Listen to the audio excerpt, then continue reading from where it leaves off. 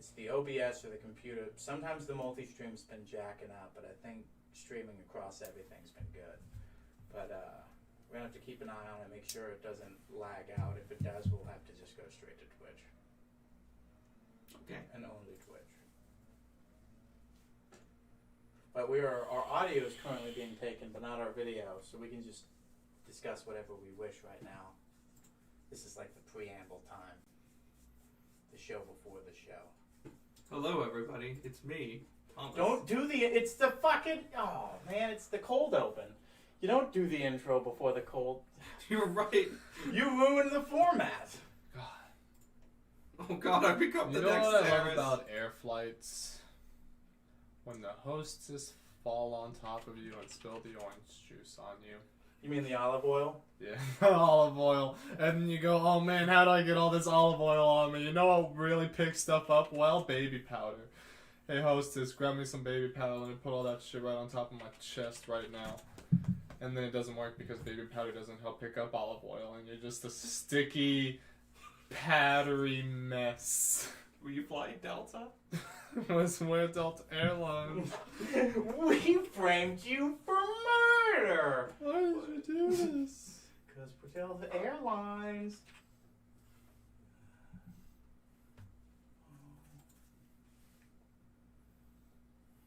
Yes, please. No, come on. It's like, oh, there's just so much happening right now. You ruined the whole stream. Alright, guys, sorry about that. I We'll be back. apologize, my body showed weakness. I will We'll now be back go next time. commit seppuku. When Preston wants to take this fucking seriously. COVID test. Get. I'm just happy that I have the comfy chair today.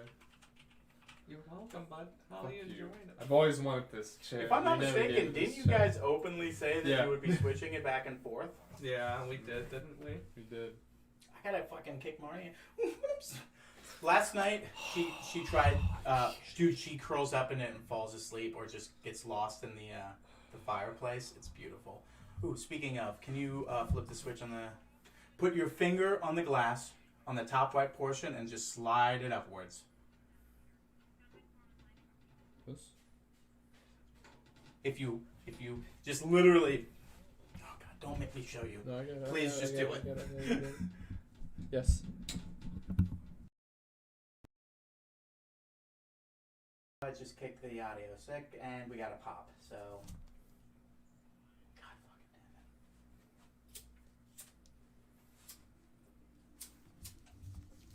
damn it.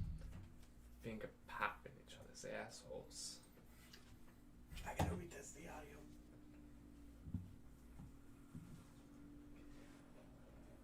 Make sure we're golden. I swear to God, if anybody bumps the table right now, I will personally end you. Golden wit. Preston, do you want to go home to your family? I want to go home in a casket. Please mute your phones.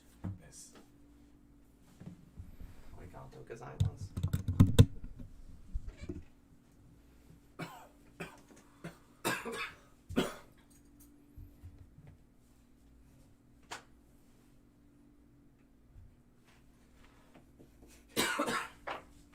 Do you think we should have it there? I was just offering it to you. Talk. Hello, everybody. This is Running on Empty. Shut the fuck Stop up. Quit doing stealing that. other people's IPs. And stop doing the opening during the cold open. That's rule 1. That I just heard Alex mention, so now I believe is rule 1. Let me make sure I'm not killing the cat here. Alright. Yep, we're good. Thomas? She didn't move. Hello, everybody. She didn't move at all. Yeah, that's She Marnie just for you. said- She's like, I accept death by crush. Yeah, last night she was trying to claw her way into this while I was leaning up against that. And I kept saying no, and then I got up, and then that's when, she You- immediately darted to there and was just like, remember how cute I am on your chair? And it's just like, get the fuck out of here. Oh yeah, you heard that. Yeah. I was just like, God damn it, Mark. I love it when cats are super smart like that. Why would one hurt It works 100% of the time with Toka. I really gotta straighten up and be like, no. She's so goddamn cute, dude. She's a precious little ball. If anything happened to her, I would kill everybody and everything. We are currently live, gentlemen. Oh, hi. Visually. Preston, this is the first time your face has been shown on stream, if I'm not mistaken. Yes. Yes, it is. This is Killable 2. My voice has been heard, but not from my mouth. Make the sounds with your mouth. Make the sounds with your mouth. This is Marnie, but everybody watching probably knows that. So basically, in 2 weeks' time, we will be streaming our D&D campaign. It's been with us for about a year and a half. Yeah, we're coming to 2 years, which is crazy. I feel like we're actually like literally like this month, or if not already, because it was around July when we started. It was hot as fuck. I remember that. I think it was around. I think it was August. No, it was August. So, I know this for a fact because Rachel's birthday is the 21st of July. Love her very much. 4 days after her birthday, her cat died. And then 4 days after her cat died, my dog died. And then literally a month after that, I remember getting a text from you saying, "Hey, we're starting up a D&D campaign. I would love to have you there." And I was just like, I need to do something for me. Well, Like, do that. So yeah, it was definitely August of probably 28th, I would say. ooh. This is the guy who kills you. Not kills you. This is Killable 2. In the Minecraft game, by the way, Executioner. Hi, Executioner. Get a face to the name, so when you end him, like Rob does. Rob murders me a lot, and then he gets mad at me when I fight back. It's a lose-lose. If you're watching this, Rob, fuck you, man. I love you. You heard it here first, folks. I like Rob. I love We Rob. all love Rob. But let's... Still do. This is the kind of thing you can expect when we stream D&D. A lot of it's D&D. A lot of it's this. We were talking about it. But yeah, I'm glad we could have that. I'm glad I invited you because that was a really fun game. And been a trip ever since. It's gonna be a little bit of a trip down memory lane when we start like actually discussing the details of the campaign. that's why I'm kind of giving you guys the chance to roll your die here because I'm imagining there's going to be a lot of aha moments because time's wonky and it's been 3 months for your in-game characters roughly, and only been 2 years for us, so it's wonky. Like there's going to be a few things that maybe come to light that maybe make you go, maybe I have some questions here. So I'm excited to see what we kick up because I'm sure there's stuff like, even though I have notes and I combed over some things and have some questions and stuff, I'm sure there's going to be stuff you guys bring up that I completely just because God, even though I came up with all this shit, I can't remember everything. Lower your expectations. Poison spray. That's all I gotta say. That being said, why don't you guys introduce yourselves first? Just origin, and then we're gonna go from there. Who were you? Day 0. When we had our 0 hour session, and we were just discussing who we were leading up to the moments. Start with you, Basco. So my character is Basco. On session 0, Basco was his only name. He is a 97-year-old elf hermit, and the reason that I specifically made him 97 years old is because the generic elf maturity date is at the 100-year mark, and I really wanted to play a character that was just under that, kind of like a coming of age story, more or less. And he's a hermit who was I'm so sorry. Go I ahead. didn't have any of this prepared. I feel like an utter fool. He was. I mean, do you want Mac to go first?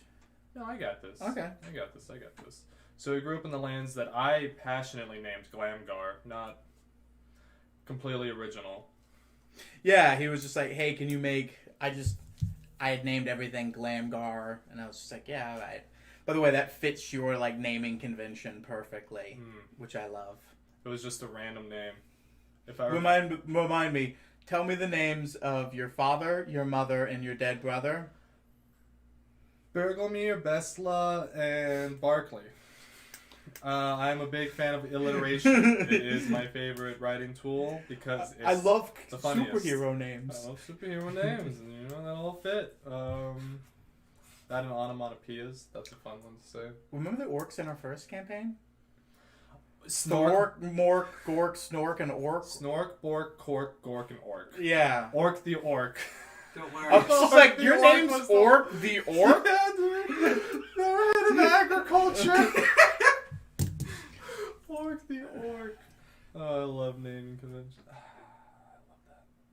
But no, he left to go adventuring in pursuit of reasons that will probably come to light in the sessions coming up. He always liked helping people, but there's been a few things here and there that was like main motivation. It's very hard to describe your character day zero after having made all the progressions you've made right now, because there's a lot you're trying to not include. Yeah. So I think shorter's the better. I think you got it. By the way, tell us a little about Bergelmir and Besla. Oh, This is a thing. Anytime we mention characters, this is going to be tough for us. Yes. Nobody knows who the fuck we're talking about. So kind of like we'll have brief asides. I can talk like them. Kind of get everybody used to this is here they are. Tell us about Bergelmir and Besla. So Bergelmir is Basco's adoptive father. He is a really strong. He's an archdruid. Him and Besla, Basco's adoptive mother, are archdruids that essentially adopted him at a very young age and taken care of him to the point that he is now. And they have these fun games, like whenever Basco revisits home and shit like that, he will try to sneak around and try to surprise Bergelmir. And Basco has never won. He has always been outdone by Bergelmir's perception. I love that that's something that has progressed in our campaign. Yeah, every time. Up until this day. There's also another thing you do when you visit Bergelmir. I buy the good from him. Yeah. Bergelmir is Basco's connection. So Basco started off hating drugs in the campaign because it's not roleplay if you don't pick the opposite viewpoints. And it quickly progressed to him being like, no, I'm cool with this. I'll buy it through my dad. And you also recently discovered how your father, despite living in a small hot springs, terraformed oasis in the snow. How was your father growing multiple different strains of the good? Yeah, so druids have this really cool ability at level 12. It's literally called Archdruid, where the game is like, hey, you've gotten to this point of druid, so you don't need the spell components that are consumed by the spell anymore to cast them. So you can effectively cast planar travel on any plane that you're familiar with. So he would use planar travel as a action without consuming any components that he would not need, and end up in the perfect growing conditions for the good. Well, that's what the Feywild is. Like, everything goes good there. So he just had a little bit of everything. And now you have a bag full of a little bit of everything. It's mostly Blue Dream. It's like 3 rolls of other stuff. Can you tell us more about your stepbrother? Stepbrother? Oh, I think that's one of the things you wanted to save, if I'm not mistaken. Oh, okay. Because if I'm not mistaken, something big's going to be happening with Barkley coming up. Yeah, Barkley, a big part of Basco's character is that Barkley died. The legitimate son between Bergelmir and Besla. And of course, he was very, very close to this, his stepbrother or adopted brother, and his death did play a big role in making him go, hey, I need to go to the outside world because right here is where something terrible happened. And a lot of good times were had. A lot of good times will be had. So he is dead at this moment. But spoilers, Basco got true resurrection last session. What's that? It was 2 sessions ago. Yeah, I was just. But it was the very end of the. Yeah. And you taught the trees. That we'll get into that. Trees. Boromir and Tesla. Mac, Fleetwood, Yeah, I was gonna say, Fleetfoot. if you think Basco's naming conventions are good, Mac Fleetfoot. He started off as a level 10 lore bard. Hence why I used a musical, name for him. Funnily enough, he's actually kind of got transitioned over. When I first I was going to say, can we please take a moment to address the fact that in the first campaign that we did, your first character was named, what was it, Mac? It was literally, it was Mac Fleetfoot, wasn't it? Yeah, I know it was Mac Fleetwood. Fleetwood. Yeah. It was just name reversed. Mm-hmm. But You guys are 18, right? because I ended up playing one session of the old campaign, where I played as this character, and then when it ended, we ended up moving on to the new campaign, and I was really enjoying playing a bard.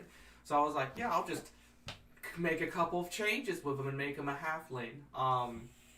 Well, originally, Mac started out as my backup character, and it was just like, hey, I know you wanted to play tonight, like, this is all very, like, fast and impromptu.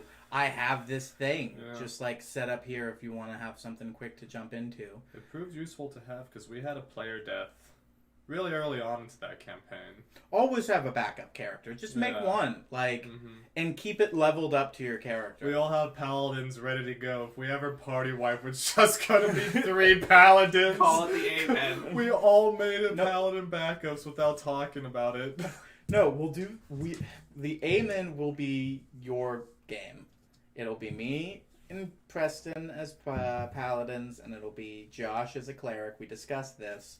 Mm-hmm. Just a monster of constant healing and buffs. Eat us, delete us.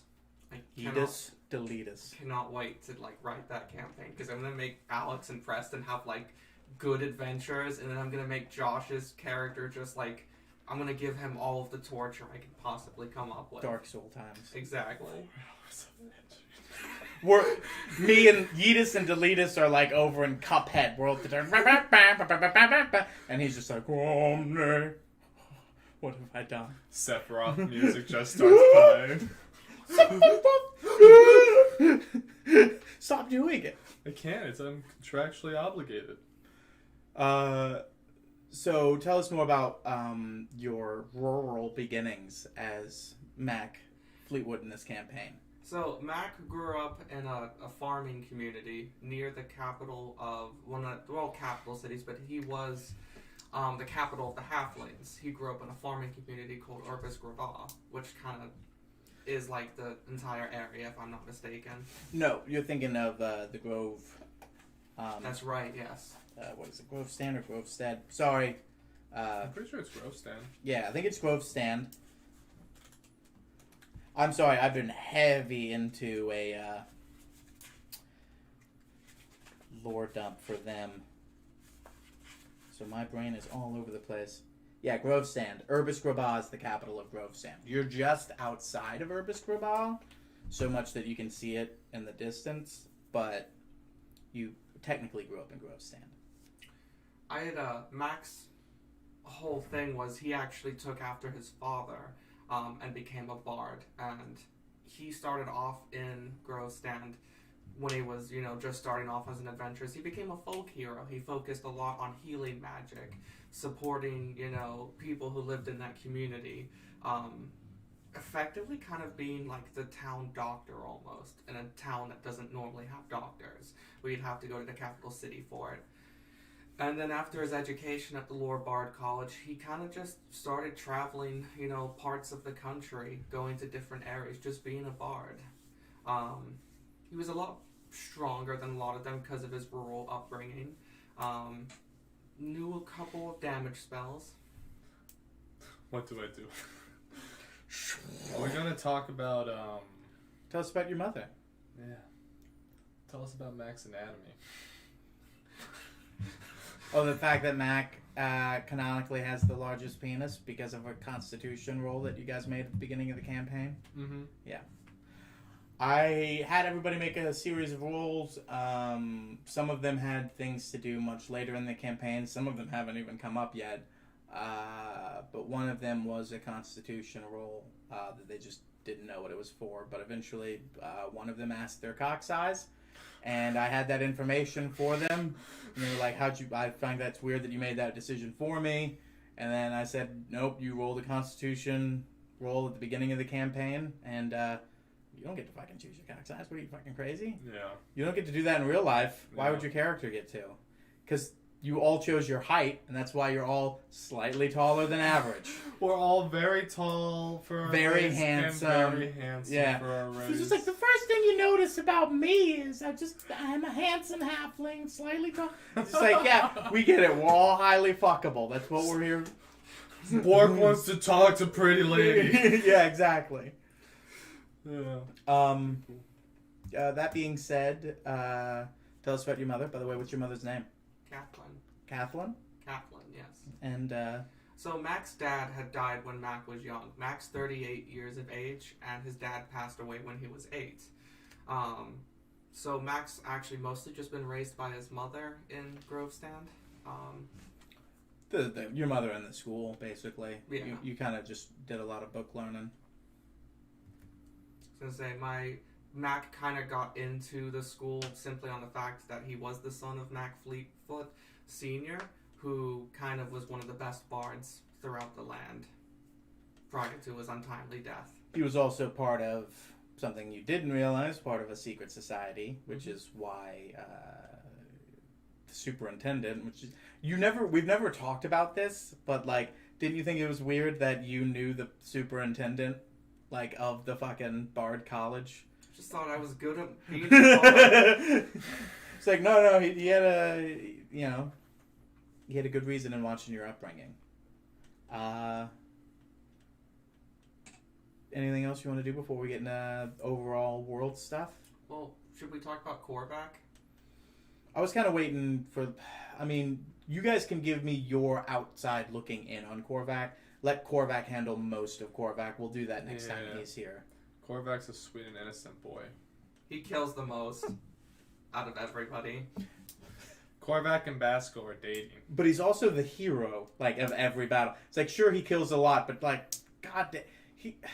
He's the tell front man. him what happened last battle. Don't get, like, into the details of last battle, but just tell him how we resolved that.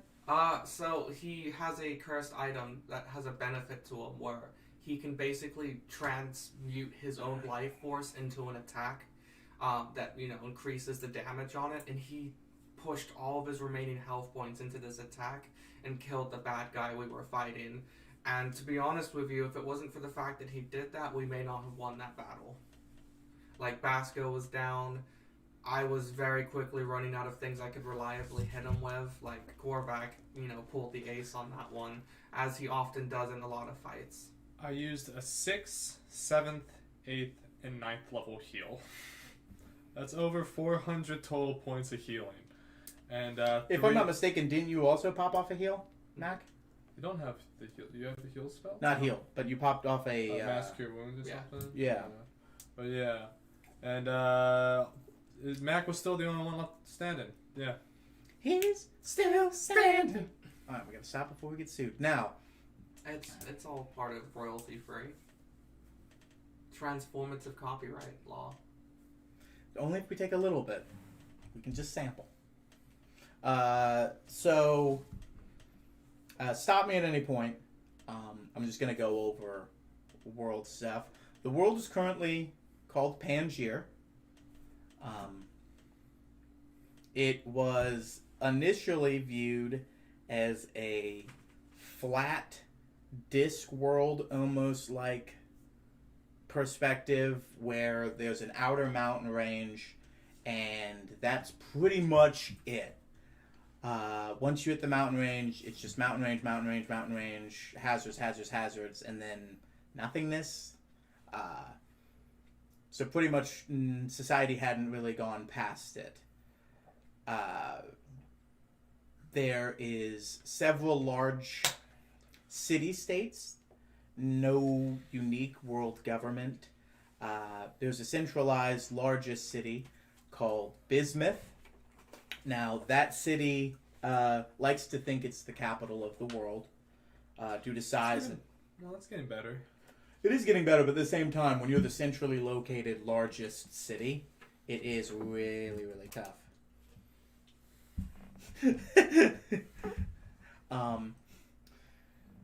To the west of them, there is a mountain range that looks like it is filled with active volcanoes, but it's actually the Undertone, which is the dwarven homeland underneath it, and those are the vents for their forges and their factories. To the west of that is the Western Isles, which is my kind of version of the East. So a lot of Japanese, Chinese, mild amounts of Vietnamese, that sort of influence. However, south of them is the Free Men of Marymount. The Free Men of Marymount, my favorite. They're kind of like just a tenacious group, sort of like pirates that have decided, we're going to build a society amongst ourselves and just kind of ascend, do our own thing. But they kind of are just weird copycats because, one, nobody objected to them stopping or doing this, and they act like they're these, forces against the man.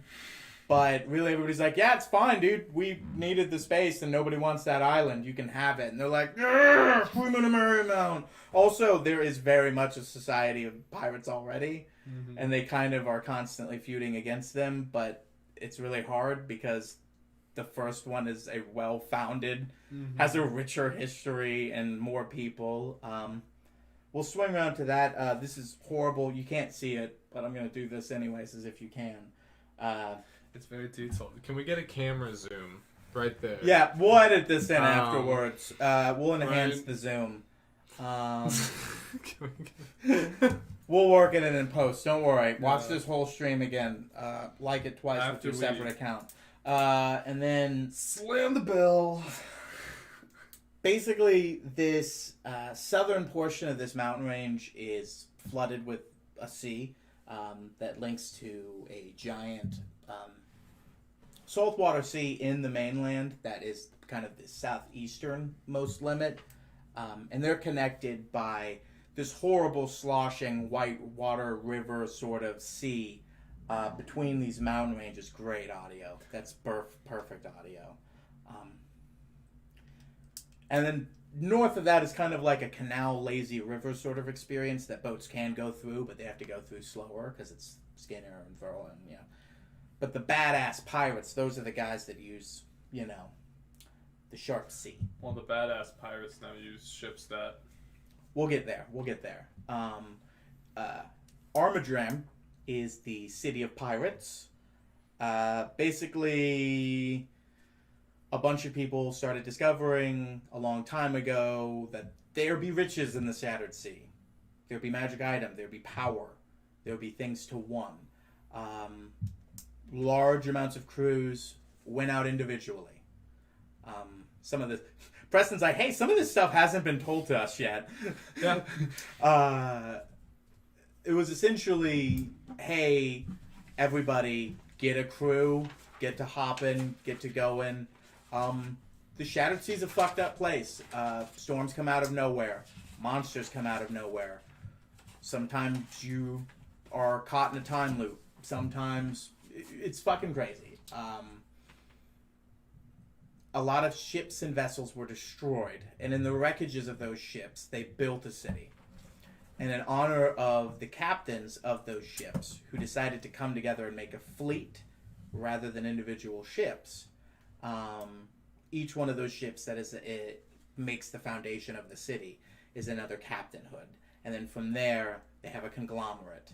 And then that's why good old... Nathaniel. No, not Nathaniel. Is it Nathaniel Valen? Oh God, I gotta look it up, don't I? What's the name of the dude that makes the guns? Nathaniel Flynn. Glenn? No, the Goblin. Is it the Goblin's Nathaniel, right? Mm-hmm. Oh. Yeah. Yeah, he basically owns the most advanced fleet because of his, and then thus, when you own the strongest army of a collection of armies, you kind of are in charge of the collective armies. I loved all of our interactions with Sir Nathaniel. He really doesn't like me. Why do you think that? No answer to that question. All right. Yeah, Nathaniel. Think about it. I'm sure he doesn't think about you much either, buddy. I don't think he thinks about much. Oh, thank you, Executioner. Stay hydrated. Everybody hydrate. But he just wants to see the big ass bottle again. Do you need a... Okay. Just put it on the table.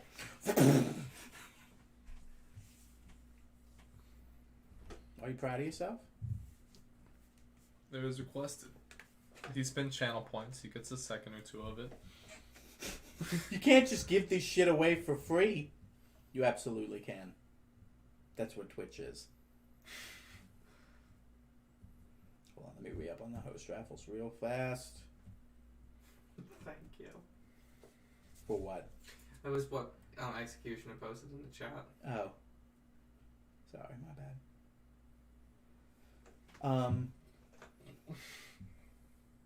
Maybe do the posture check. Oh, how foolish of me. So, from there, let's move to the northeast. You have Ras Alama, the capital in the sand. Actually, you have Ras Alama, the capital in the sand. They have the steppes, which you guys... Never went to. Yeah, nor do you give a shit. The bow, which is basically just... Hey, let's go out to the end and see if anything's there. Oh, we found an ore mine. Let's not go too far. This is supposedly where the first time, the edge was discovered. And then thus, that's why there's a settlement there.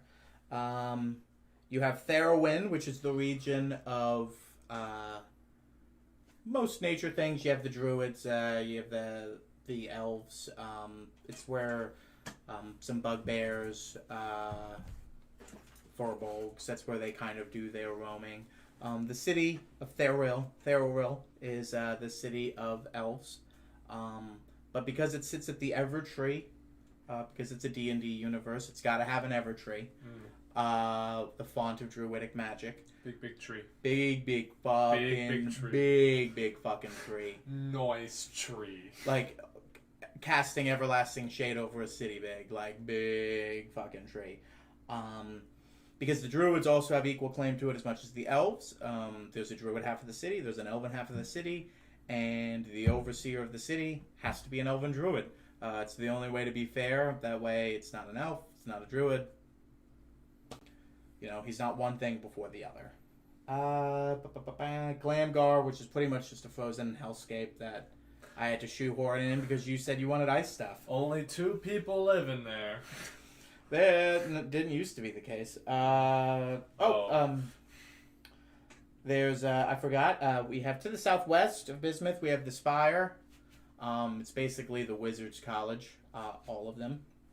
But because nobody wants to exclude them from their discussions, they have a seat at the table. So they basically are their own sovereign state. Urbis Graba, which is basically most of farmlands. Plains is where the hobbits, the halflings are. Gnomes, that sort of thing. That's the turtles. Minotaurs, that's where, you'll find them. There's the Forbidden Woods, where your favorite character is. Privence, The Society of the Free Market. They're a collection of merchants and owners of different capital, and that made a high council. And it's basically true capitalism, but like in a vacuum of good people. So it's actually really good. They're like, hey, if we give our workers good conditions, good housing, good money, like they do better work. And also, they live here and can afford to buy our things. Like, this is a good thing. Like, and also, people should want to accrue more wealth, but at the same time, being in the bottom class isn't insufferable in Privence. It's very much like we're all very comfortable here. Oh yeah. The argument for Privence was that the first, because it's a city that's a stack, and each stack is slightly wealthier, but they explained it was like the first wall that was made was for the lower class. Like, nobody lived in the city yet except for our workers. And the first thing we did was protect them. And then only once they were safe did we move in, Yeah. Like, and then, like, once foundations are like, we were like, we can't do anything until we make sure that the people who we want there are safe. Like, we're not doing this as just like a test run. Like, hey, did you die? Like, all right, we'll start over again. It's just like, no, like, let them have a home. Let them build a foundation, then we'll go from there. What happened to the first province again? The first province, they tried building it slightly more to the east. But that, I was going to get that in when we got there in the campaign. But yes.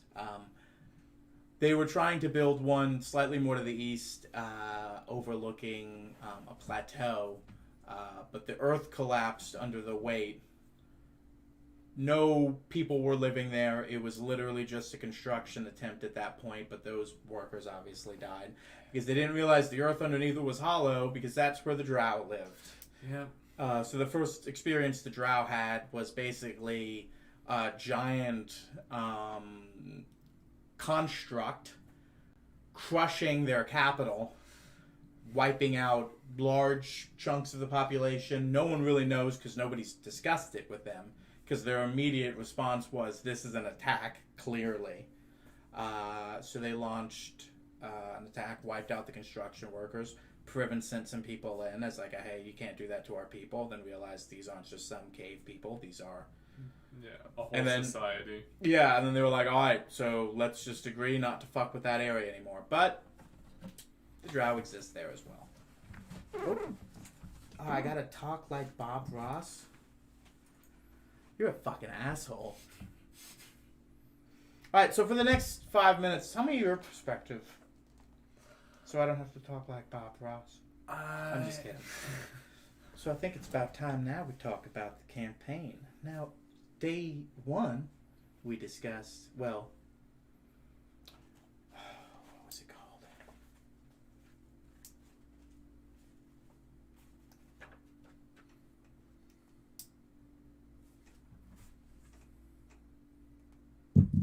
Why would you do that? Another man's dice?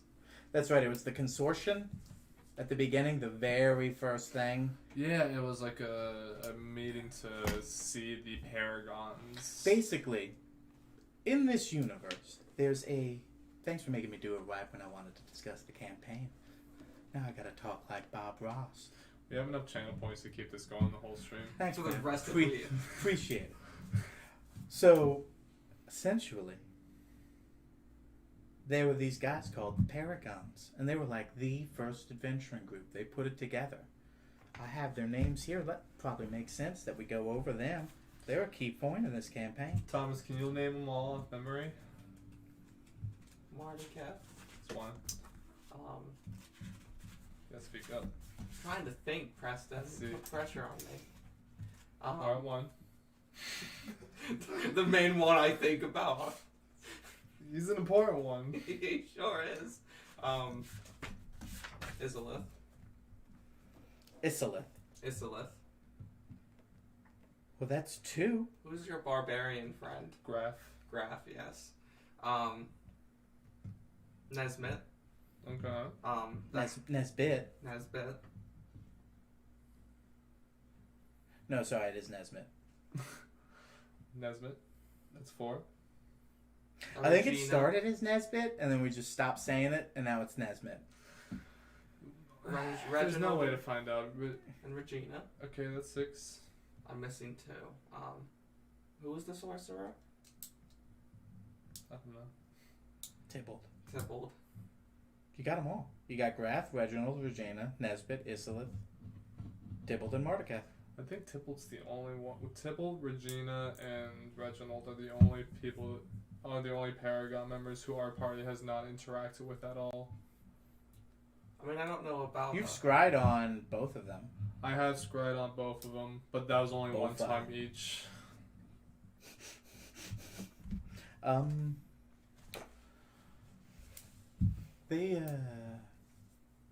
They had, well, what they do is basically have a panel where they discuss their things, and adventurers, they basically started adventuring. I don't know, when did you start this? How long do I have of this? It should be over now. Are you sure? I put it in like 5 minutes ago. Okay. Basically, they started up a thing where they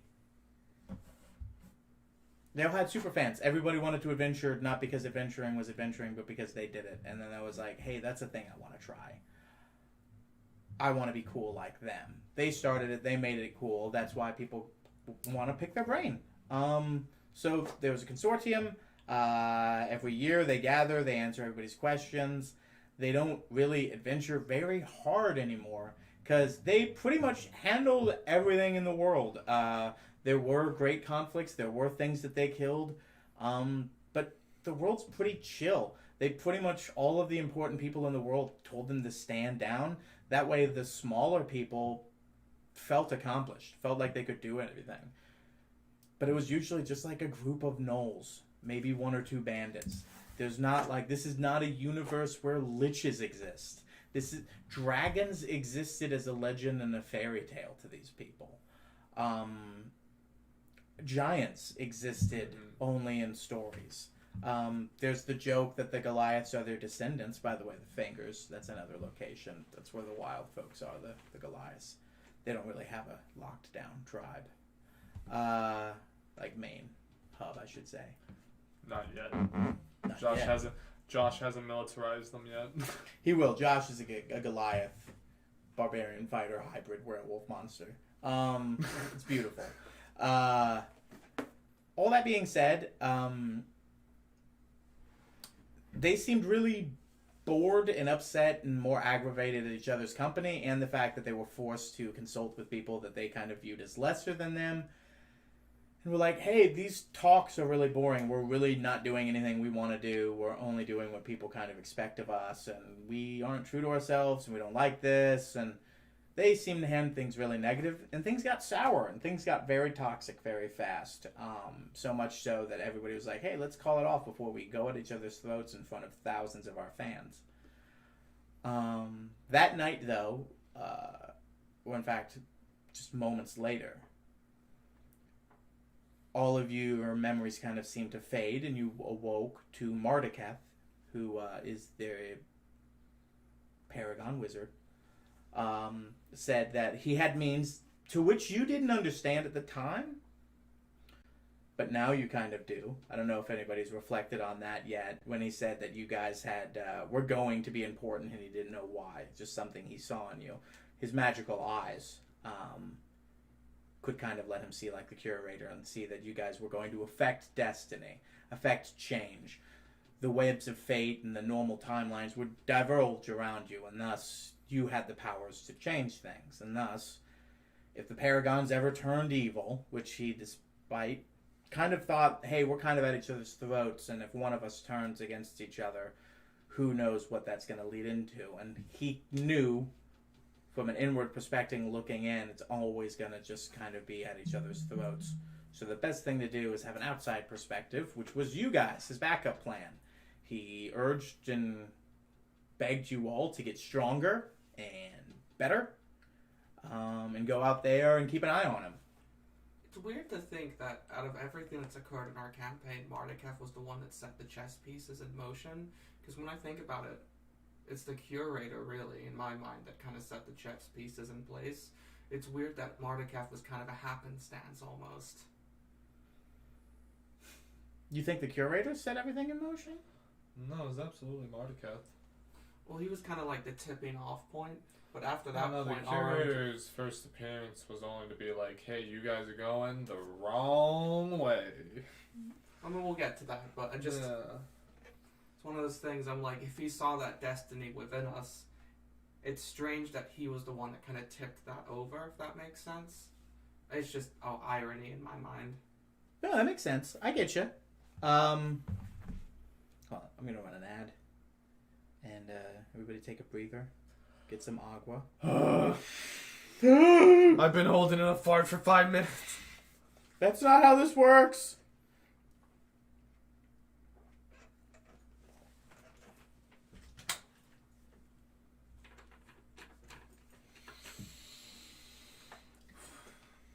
Thomas, don't you make this audio pop, man. Make it poppin'. This is my chance to show the world who I am. As you point at your crotch. Is it worth it? What have you become? The executioner is saying to release the farts, Preston. Just let it happen. Done. Thank You you. just all slowly die. Oh shit, am I not subbed to you? No, keep watching. Fucking. That's why we're failing. Did my son? Yeah. President really financially dependent on you. Look, man, I give you that Amazon gift card. You give me them subs. Like, we have a good thing going here. It's more of just receiving a tax refund than anything. So essentially, you all were magically whisked away to Normir. A small mining town. It was... You kind of did some walking around, like, why the fuck were we sent here? Like, he said this was an important place that shit was about to pop off on. That this is where destinies were about to start changing. Like, and you didn't get that vibe. You did looks around. You thought maybe there's a conspiracy here. There wasn't any. Maybe, like, the smallest thing was we occasionally run a train on this dude's wife and he watches. That was, like, the shadiest thing that happened in the town. And one of the byproducts of the mine apparently could get you high. Mm-hmm. So they also sent crates of that outwards. And they didn't tell anybody about that. They just kept that profit and kept it for the town. Like, Tell them how we got that knowledge that the byproducts of the mine got you high. Because it was Zaris who found that out. But because he'd almost destroyed the mine and killed himself? Yeah. So he went in there. He did destroy the mine. He almost killed himself. So there was a fourth character. You'll realize why he's not around as we discuss the things that he did in the campaign. Technically 5. We had a fifth character. Session 1, we could tell he absolutely was not having fun, and he did not want to come back. And none of us were surprised, and sometimes that happens. R.I.P. Daisuke. R.I.P. Daisuke. That being said,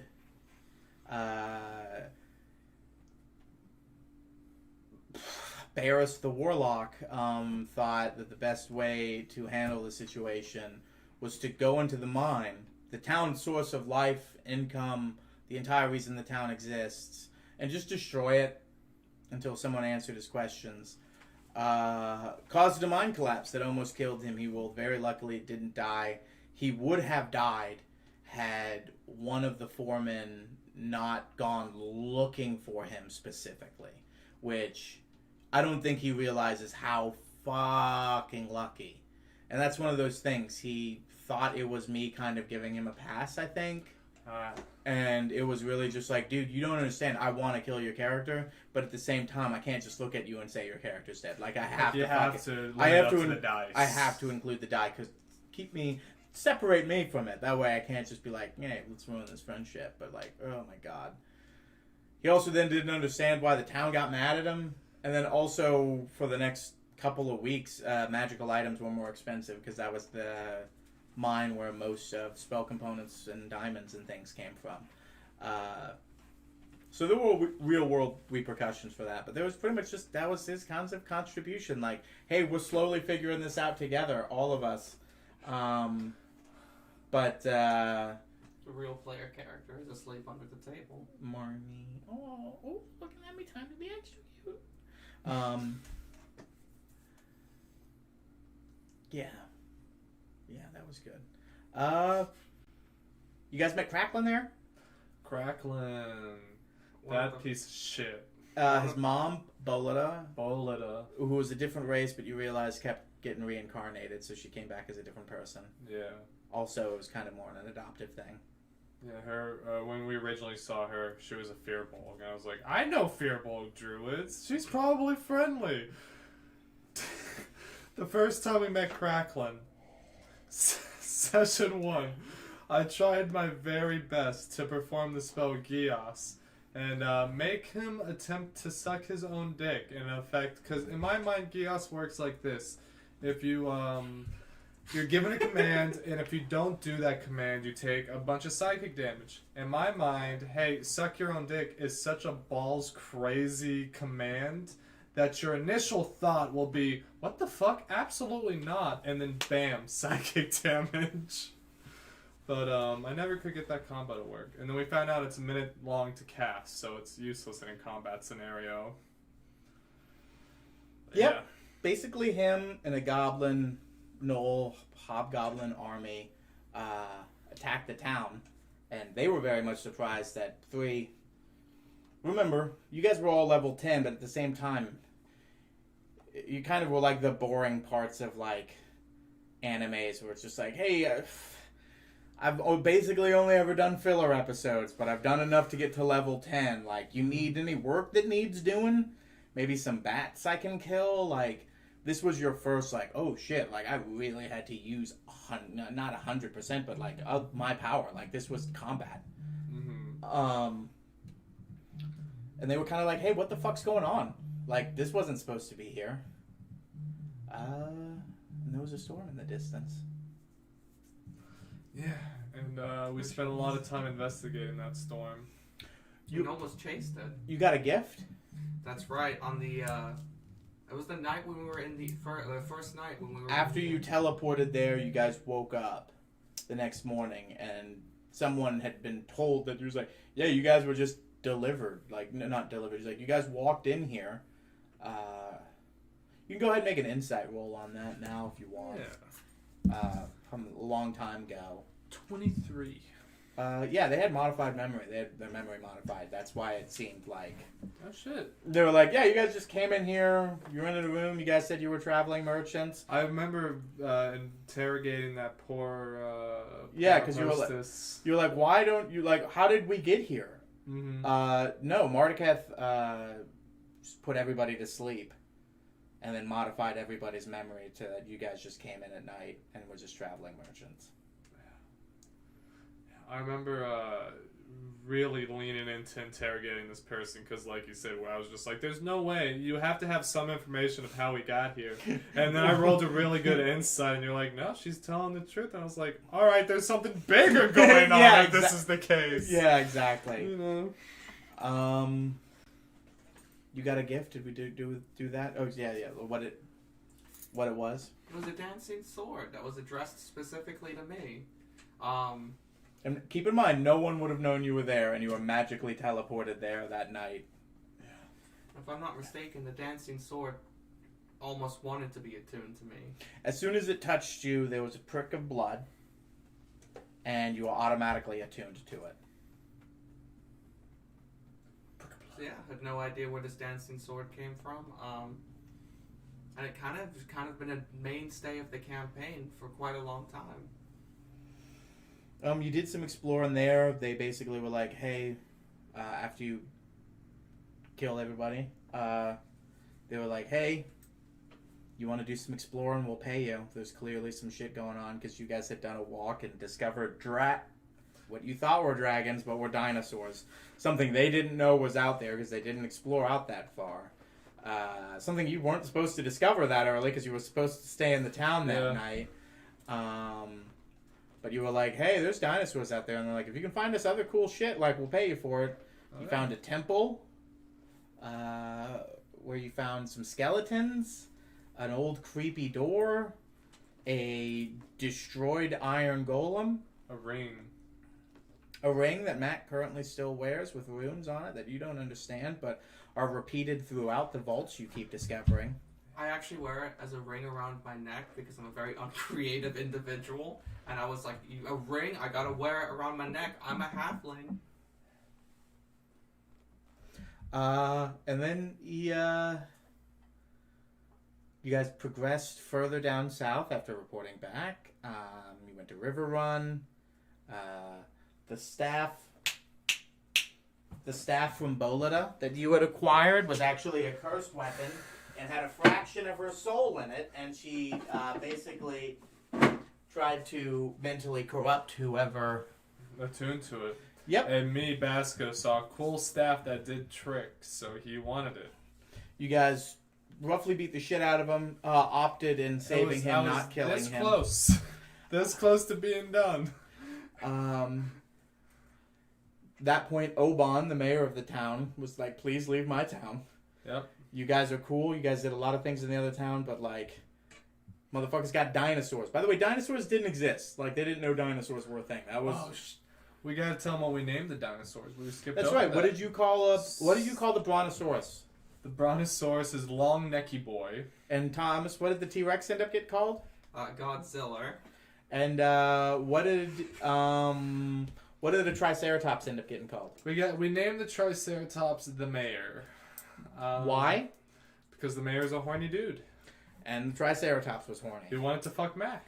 Well, the Triceratop has 3 horns. So is less horny. It's thus a horny boy, yes. By literal definition. God, some of the beginnings of our campaign are cringe. So, we progress. You guys found a sense that something was off, and that there was, what was it, orcs that you guys were pursuing? Half-orcs. Yeah, because you guys had gotten word that Cracklin had been doing some stuff up in the mountains ahead of you. Mm-hmm. You had made your way there. You had discovered it after a long fight with Rainey. A woman who owned a gun, a ranger. She had the field advantage. Basco's first crush. It was a pretty good fight. It was a sniper battle. They had to determine where the shots were coming from, engage her. She showed them ample amounts of mercy after realizing, hey, these guys aren't lugs. These aren't who I was supposed to be fighting. She realized she had more questions than answers, and she kind of wanted to back off. She kept turning invisible, and everyone kind of kept pushing her, and she kind of just kept putting the gun to her head, every one of them's head, and be like, I really don't want to shoot you in the head, but, like, this gun is at your head. And like, I had to say, OOC, I'm like, you're gonna start rolling death saves if this goes off. Because it's at your head. There's nothing you can fucking do. You teleported within 5 feet of her, and she had a ready action. Yeah. Like, what are you doing? So, she showed mercy. And then when the team had given her the option, Xeris, the team had agreed, hey, we said that we would stop fighting her if she released you. Me, I was dying. Yep, she released you so that you could get healed and she would run away. It was a fair fight. She was supposed to kill you and she could have and she didn't. Everybody decided, nah, fuck it, we want more answers. Tried hurting her. Xeris using Hex, Barris using Hex. Killed her down the road. But a mysterious stranger who somehow knew Mac, who then ascended via a lightning bolt into the storm cloud that had been kind of mysteriously hanging around. Expressed disappointment in you, rescued the girl, and then everybody's like, I don't know what the fuck that was about. Went and investigated Cracklin. Not very thrilled that you killed her mom. No, wouldn't be. But you guys got a sweet weapon out of it. You killed Cracklin. Korvac got the Blood Chrysalis, which is a cursed weapon. I pretty much wanted to create a cursed weapon so good you couldn't turn it down, though. And it's just, as much as it's like, hey, this is probably evil. It's like, He's just such a nice guy. Yeah. He's just such a good He's dude. just a good quality amusing. dude. Like He bolsters his self-esteem. like he Why turns the wouldn't you? blood chrysalis good. Yeah. He's just a sweet and innocent dude. He is a sweet innocent boy who eats people. So when do you guys talk for a little bit? Where'd you go after that? After there, where did you guys remember where you went next? Was River Run before or after that? River One was parallel to that because that's where you were Parallel to staying. that, but- You had to go back and take a rest after your Yeah. first exploration. If I'm not mistaken, we went to the Forbidden Woods after that in search of You went to Privence. because it was on the path to Privence, and we got to meet Maximilian. Yep. And be like, "Hey, so we helped you with Normir." And he was very Too thankful much- for that. Not only did you make one of his investments something that actually has way more wealth, because it's like now it's a tourist trap. Now we have knowledge. Now we have like things to learn. Now we have like the mine might have more veins. Like this is a very good thing. They rewarded you for that. Gave you honorary citizenship. You ended up peg-legging that into a pretty sweet commercial deal with them. We'll get into that later. Mm-hmm. I forget. I have all of our initial days, but you went from there to the Forbidden Woods. I remember that. Hadn't by this stage you'd been possessed by the staff of Bolida? We already had talked about that. Okay. That was like 5 minutes ago. Yeah, wasn't even we like- literally had a conversation about that, That bud. wasn't even like recent. That was like. Because I vaguely remember it happening around that time. It was the. That's right. That's right. Cracklin had Bolita's staff. It was after that's we killed when- Cracklin. Good catch, Thomas. You killed, and then that's when that happened.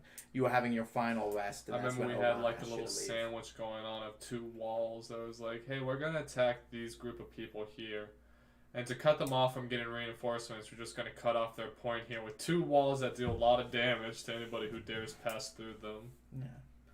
From there, you guys didn't really know where to go.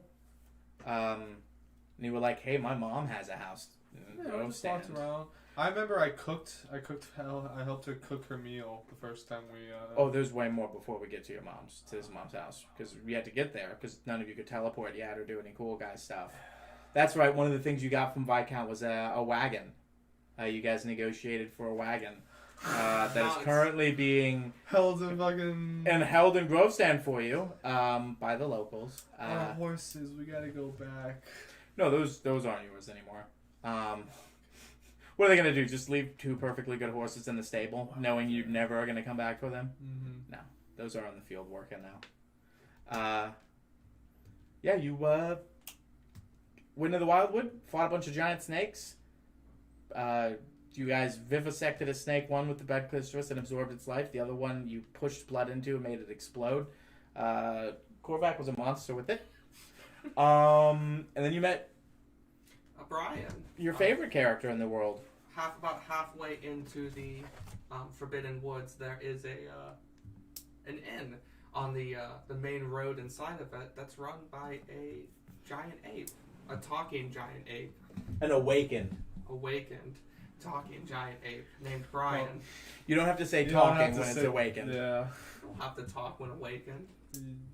That's part of being awakened. That's kind of what makes it I mean, there's the sentience. consciousness. I guess it could use sign language or something, but that just make it a smart gorilla. All gorillas are smart. Sorry for skipping ahead, but like Brian the giant gorilla, right around the time Godzilla vs. Barney. Kong was being released, we decided to test who would win, giant monkey or giant lizard in D&D. We'll get to it when we get. That's just a preview to get you excited for when we get there. But we tested it, guys. Don't worry, we handled that. we handled it. We address it. It's not problematic. No. From there, you met your mom. You had a meal. you mentioned the storm cloud. Your mom had gotten a little upset about that. And then that's when you get your first experience about Crench and the Crench Foundation. So if you guys wanted to pick up that way, I'm not the only one talking here. I had a lot of hunches that Alex's previous character, Crench, was in this campaign as well. And right after meeting Savor, I was like, alright, Castle in the Sky, tiefling, warlock-looking kid. I have to see if I can get a few scries off. And like, I only had, this is back when I only had 2 scries. I can do like upwards of 6 now. But every day I could, I would spend 2 scries and try to hit Savor and see what I could see. And when it confirmed Crench was there, I was just about lost my shit because I was really excited to see Crench again because he was a fantastic character. I want to see him more brought to light. Which brings it to Mac Fleetfoot. There's a reason why he's a junior, and that's because in the previous campaign, we had established that one of the main members of Crench's group was Mac Fleetfoot Senior. He was canonically dead within this universe, although we didn't know at the time the reason why.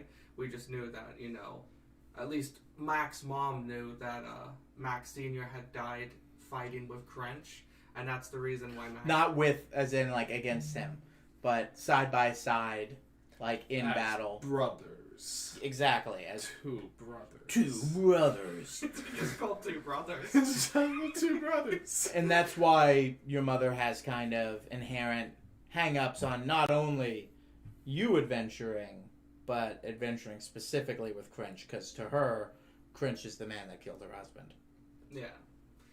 This is actually, like, something in our story we are literally wrapping up as we speak. Like, the story arc for Mac has kind of ended within, like, the last session. Well, not ended, but progressed beyond a certain point. Good night. Thanks for watching, bud. By execution, I'll see you on Minecraft. Yeah, probably. Then, who was outside waiting for you after your mother expressed all this, but Crench himself and kind of was like, hey, your hand's in the game for some reason. Crench is a half-orc Eldritch Knight Wizard combo. He started off as a fighter, but wanted to use his intelligence. He started using a little bit of magic, and then he started realizing, hey, Magic's the way to go. magic is doing more than my sword is, my axe is, and like I'm having more of me in that. So the rest of his 14 levels, he went Divination Wizard, which, yes, you're right, level 14 of Divination Wizard, that is the exact point you get your 3rd Divination dice. You're absolutely right, that was on purpose. Divination dice. God, I love him so much. It's so hard when you're writing up another character. Just not to give 2 levels of Divination Wizard, why wouldn't It's you? so hard. Oh, I got a barbarian. What would really make him really all round awesome? 2 levels of Divination Wizard. He gets access to wizard spells. Not only that,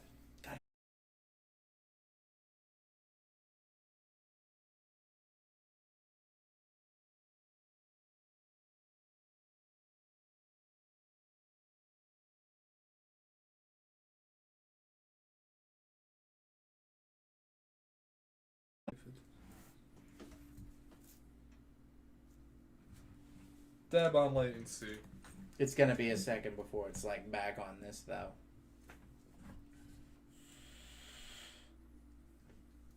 And that just happens.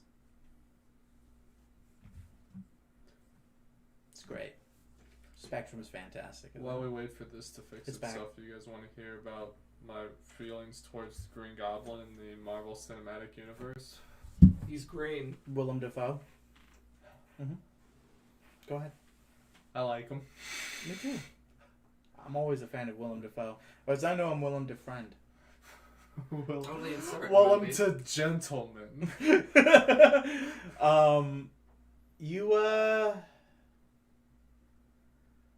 From where did we leave off? Crench.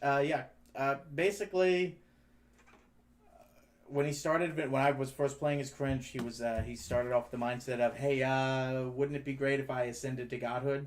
because I came from kind of 3.5, and you'll notice a lot of this campaign is me giving out weird features and buffs and stuff to make them more like 3.5, more individualized, more powerful than those around them, to give them the feel like in 3.3 and 3.5 and Pathfinder, which is like, hey, we're level 17, 18, we're basically demigods, and thus that's reflected in you. And I kind of really wanted to go for that. And that's kind of the mindset I had for Crinch when I was playing him. So we started out with, hey, wouldn't it be great if I ascended and was the first half-orc god? And, like, I could show them, like, hey, we're more than just idiots. I can be the best of both. I don't have to be the worst of both. And then he kind of gave up on that goal after realizing, hey, wouldn't it be better if I just did what I thought I would do as a god, but in life now as a person? Like, I don't need to be a god to Want to do good. to change the world for the better through massive wealth and power. He's like, I can just get rid of monstrous things that the world doesn't need to know about. But at the same time, he also feels guilty for sheltering it, because it's just like, if I keep doing this, it's not going to be strong enough to It support kind of itself. holds progression. Exactly. But at the same time, it's like, the world was dealt an unfair hand.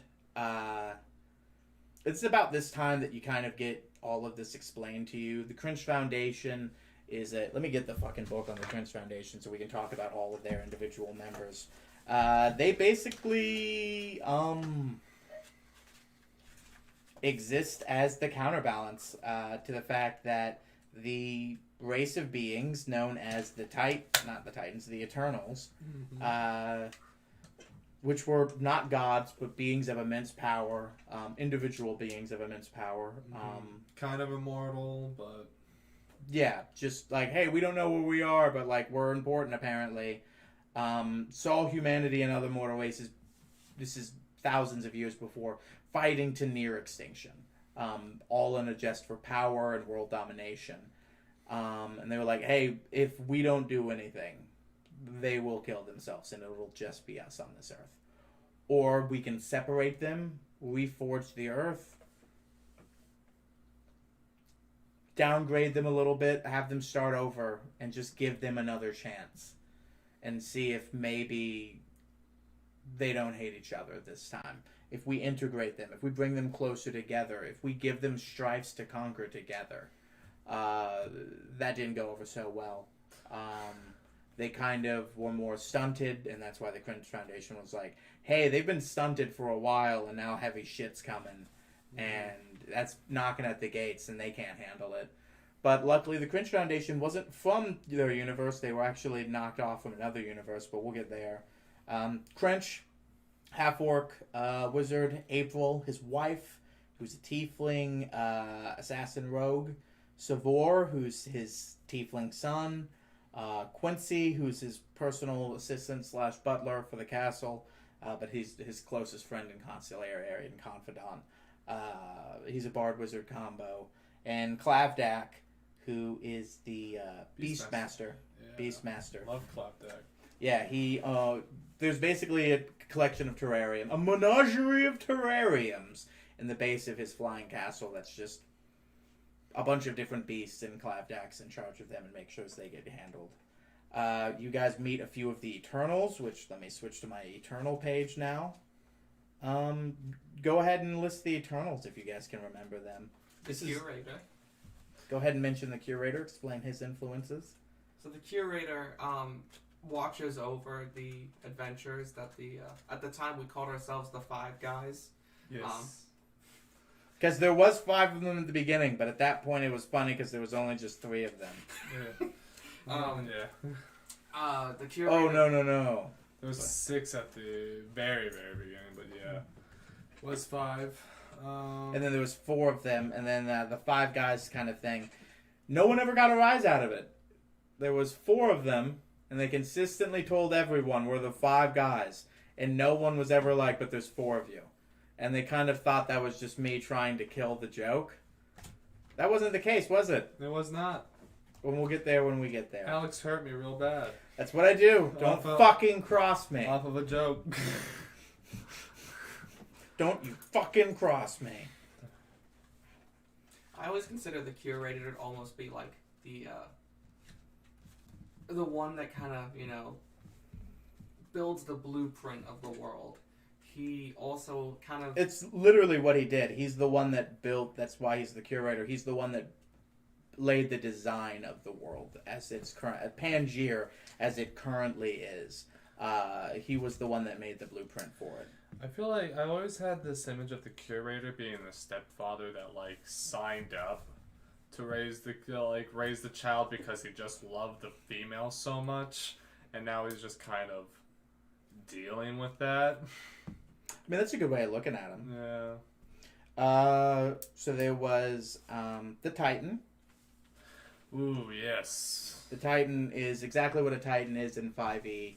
A giant, gargantuan, giant, kind of formless humanoid. I mean, he's a humanoid walking, but he's kind of like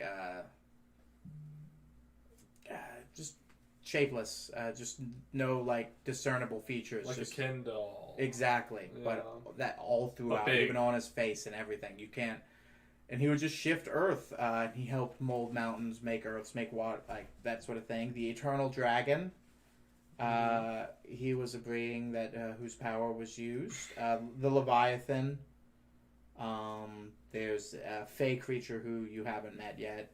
An Aberration who you did meet by the name of Keith. He's just nice. He's so just agreeable. So agreeable. So agreeable. The Curator, the World Serpent.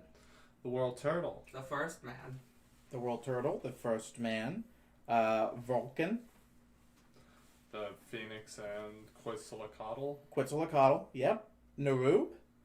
Narub. Yes, I almost forgot about Narub. The Spider Lady. Queen of Lies. And Secrets. And then there's one more who's no longer around. Weren't they called like the Praetorians? It was a family. The Calaxy. Oh yes, the Praetorians. They were killed by the Paragons. No, that's not who I was referring to, but good pickup. That was going to come later. This is the other one who you all saved. The Great Koi! Oh, the Great Koi. We gotta check up on that because Marduketh could be hunting it right fucking now. I don't know. I mean, it did go to another universe. Mm-hmm. Yeah. That's fun. Yeah, it's probably fine. It's probably fine. We turn back, we just see Marduketh licking away. I do love Koi. You guys didn't really know where to go from there. Crinch was resolving some things. He was like, you guys want to do a thing for me? There's a real piece of shit in like a gambling casino place, resort. No, he just wanted us to go to Clemson and have a good time. Oh, that's right. Yeah, Clemson. And then we got ambushed by Darby there. He was like, hey, just take some time off. Me and Mac had a big fight in Clemson where we were insulting each other's intelligence, and then we got immediately thrown into a JoJo's encounter. Yeah, where you guys had to gamble for the souls of I'll Rainy, Korvac, and Barris. I'll bet a Barris. That's one of my favorite. I bet a Zaris. And you were like, oh, fuck.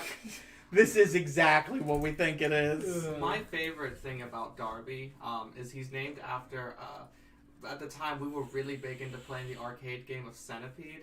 And every time we'd go to the place where we played Centipede, we'd constantly see the number one player was somebody named EJD. Like, who is this? We're the only ones that are good at Centipede.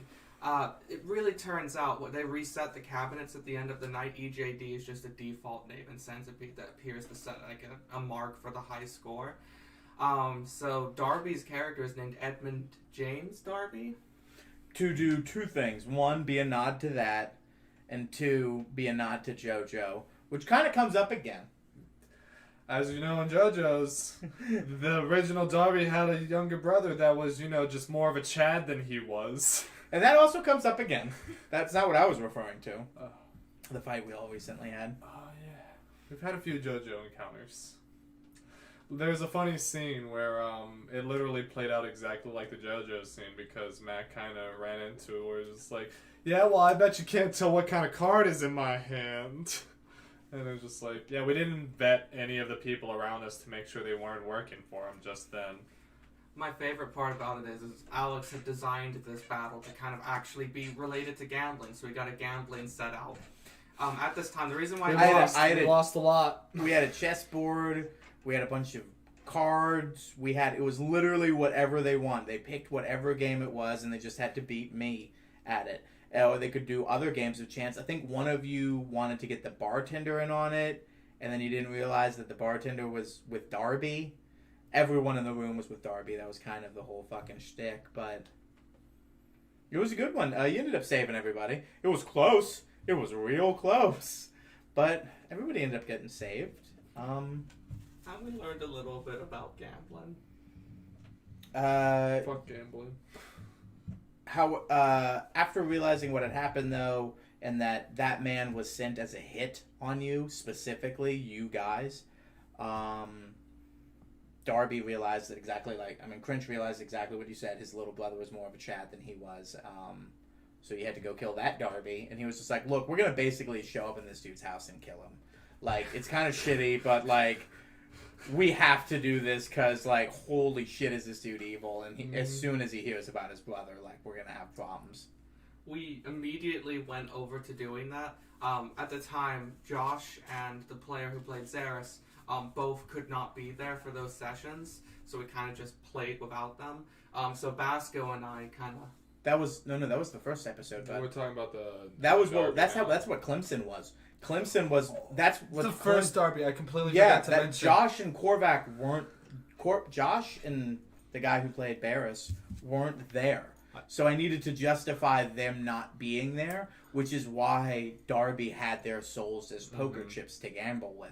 Because it was just like, you have to save their souls. And Rainey. And a person we didn't realize at the time, which was Savor, Crinch's son, because he didn't come down the same time we did. He came down later.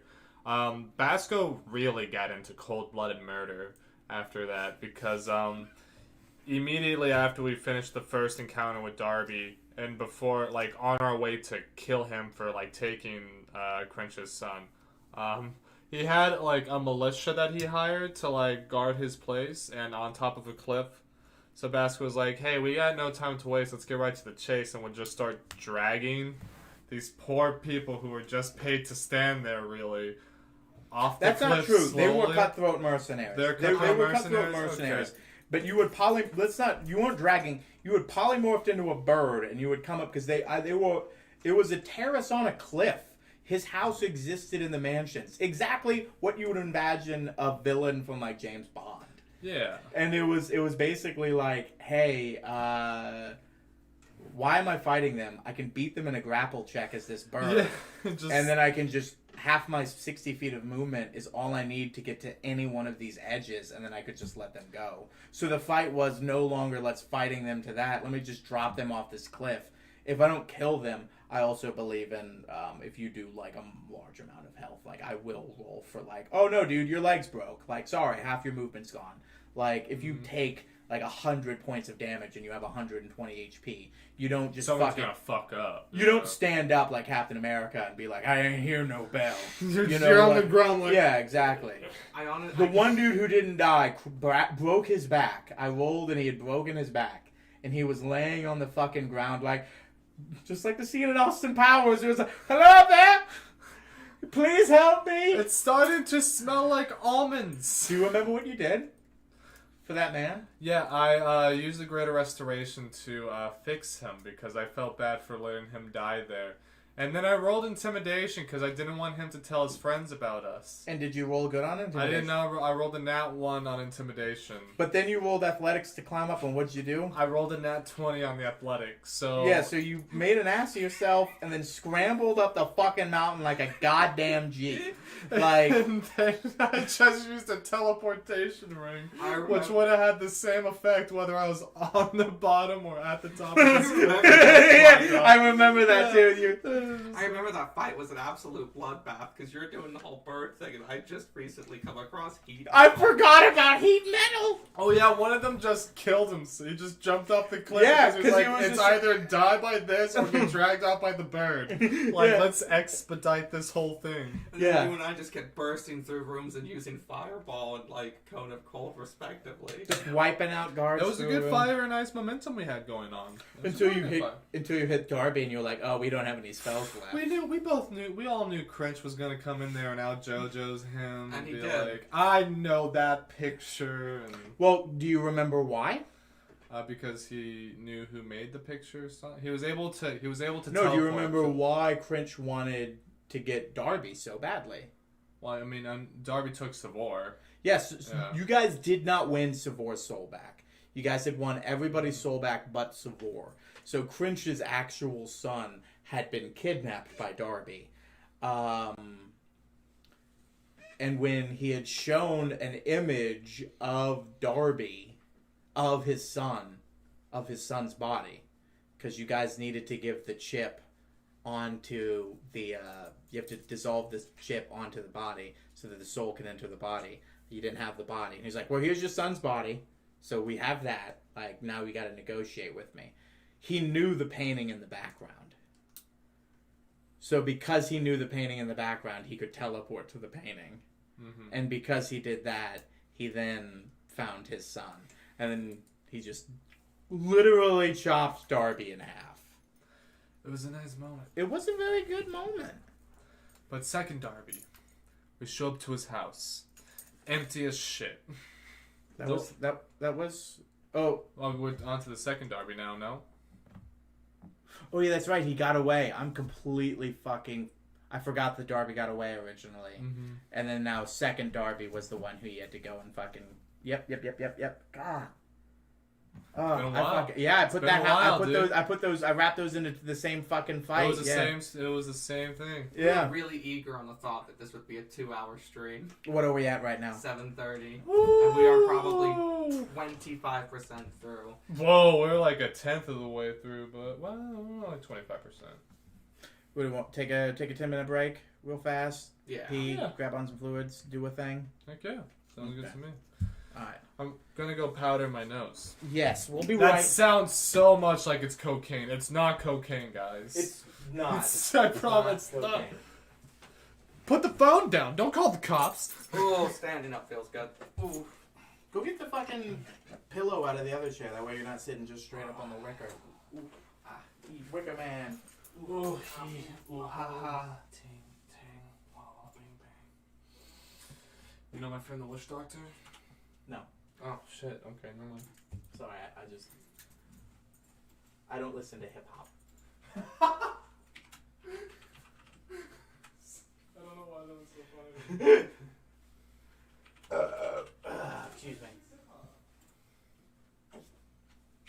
Thomas, can you is this still good? Yeah, this is still good. Should be. Kitty cat, do you need food and I'll teach you to need stuff.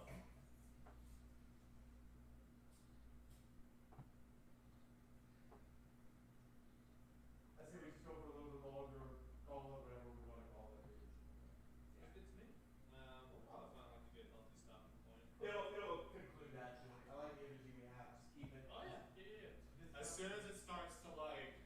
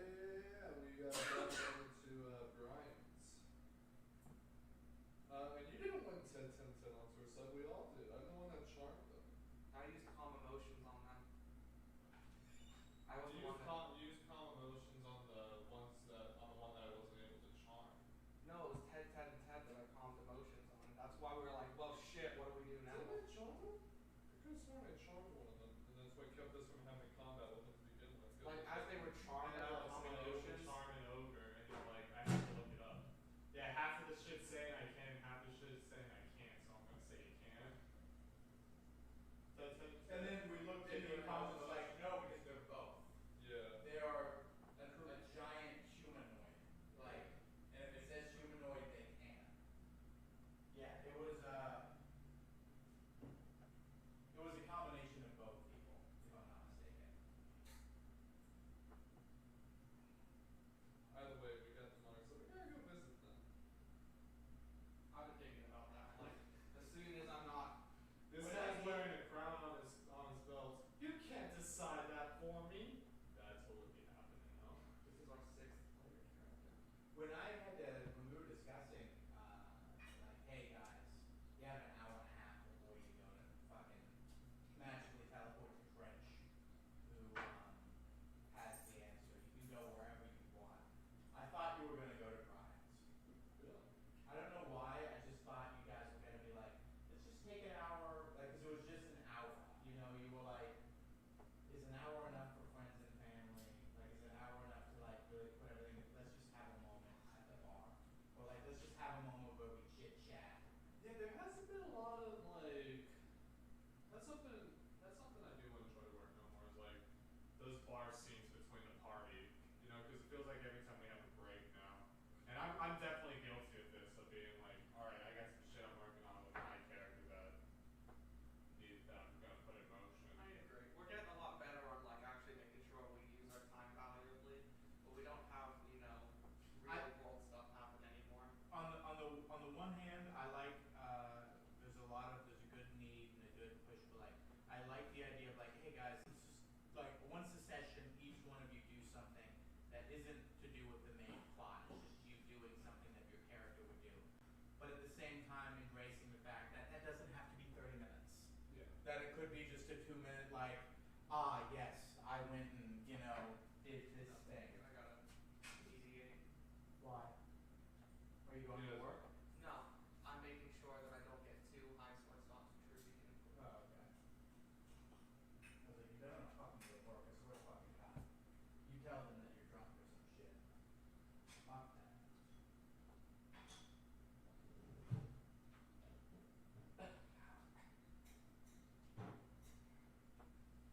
Kind of bums me out that he's just not on the stream. Josh? Yeah, it's like if he's gonna sell ice, like, put it in these. I think he's asleep at the moment. Huh? I think he's asleep at the moment because he texted me that he was gonna go to bed before he goes to work. Hey, wasn't going to work. No, he is. Oh. Yeah, he was like, well, I gotta wait for the manager's response. And then he responded back, actually, even if they say I can, I'm still going to go in because I'm negative. I'm like, good. Why? Why hang out with us? Because he needs to go to sleep because he did all the COVID testing in the morning. Oh, okay. Very good. Very good.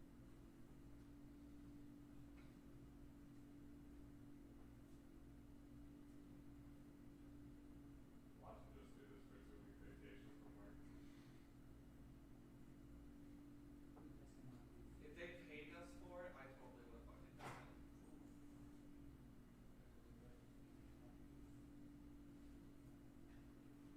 Has public started getting strict on masks again for employees? No, it's always since the vaccines came out. It's always been, hey, if you have the vaccine, you don't have to wear the mask. They haven't started enforcing them to wear it again. I never got the vaccine, so I've just been wearing the mask this whole time. At Margarita, though, they just came out of nowhere and were like, oh yeah, you all have to wear masks again, even if you're vaccinated. As a night auditor, I'm like, fuck that.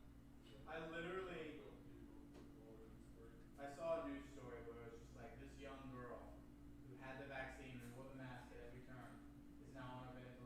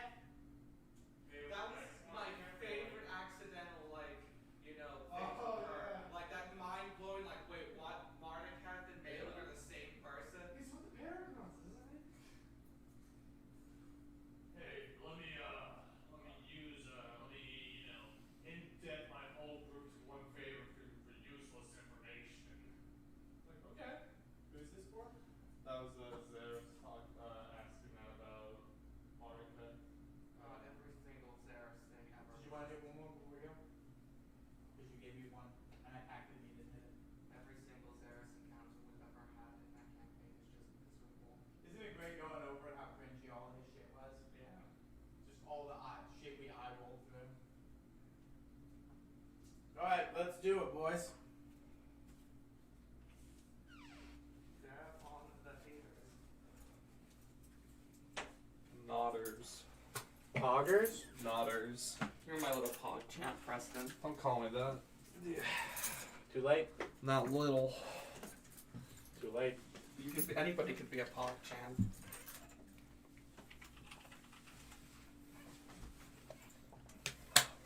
All right. Ridge Racer.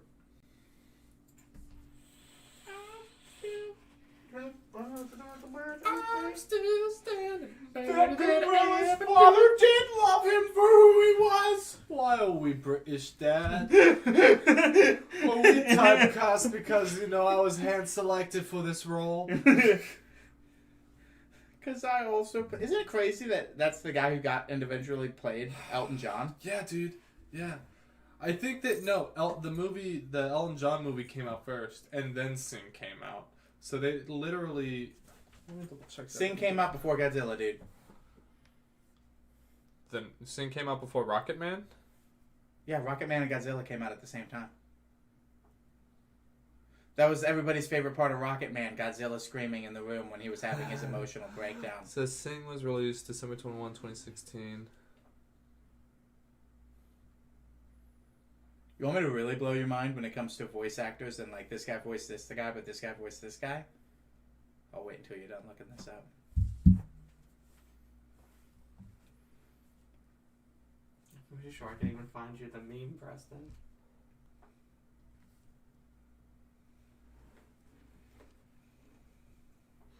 So Sing was released in 2016, and Rocket Man was released in 2019. So yeah, he did later go on to do Elton John. Yeah. That's pretty cool. So, Bill Murray, right? You know how there used to be a Garfield cartoon? Well, that had a voice actor, right? But it kind of sounds like Bill Murray. So when it was movie time and they didn't want to get that guy, they got Bill Murray, because that's a big name. And Bill Murray decided to take it because he saw the last name of the people who wrote the script and thought it was somebody else. But even better than that, Bill Murray, live action voice, Ghostbusters, cartoon version. That's not Bill Murray. It's the voice of the guy who plays Garfield. It's a fucking... It's They an flip-flop. Ouroboros. A fucking These role. guys' voices are the exact fucking same. It's like Kermit the Frog and Everybody Loves Raymond. And Wait, George what? Lucas. George it's me, Kermit the Frog. Kermit the Frog here. Or George Lucas. I am going Oh, to commit everybody loves suicide. Raymond. I get like a cease and desist from the Star Wars Foundation. Kermit the Frog here. Be one with the Force, Luke. Yeah, Miss Piggy.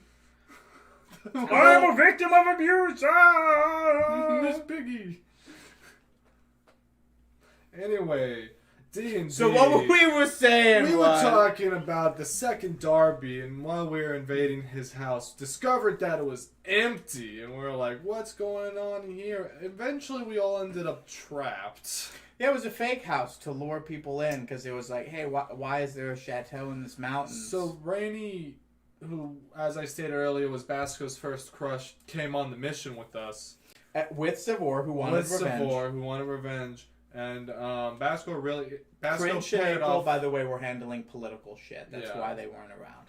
and Basco paired up with them during the initial invasion and wanted to look really cool in front of them because, you know, he wanted to make new friends and whatnot. And it ended up with them being headstrong and just...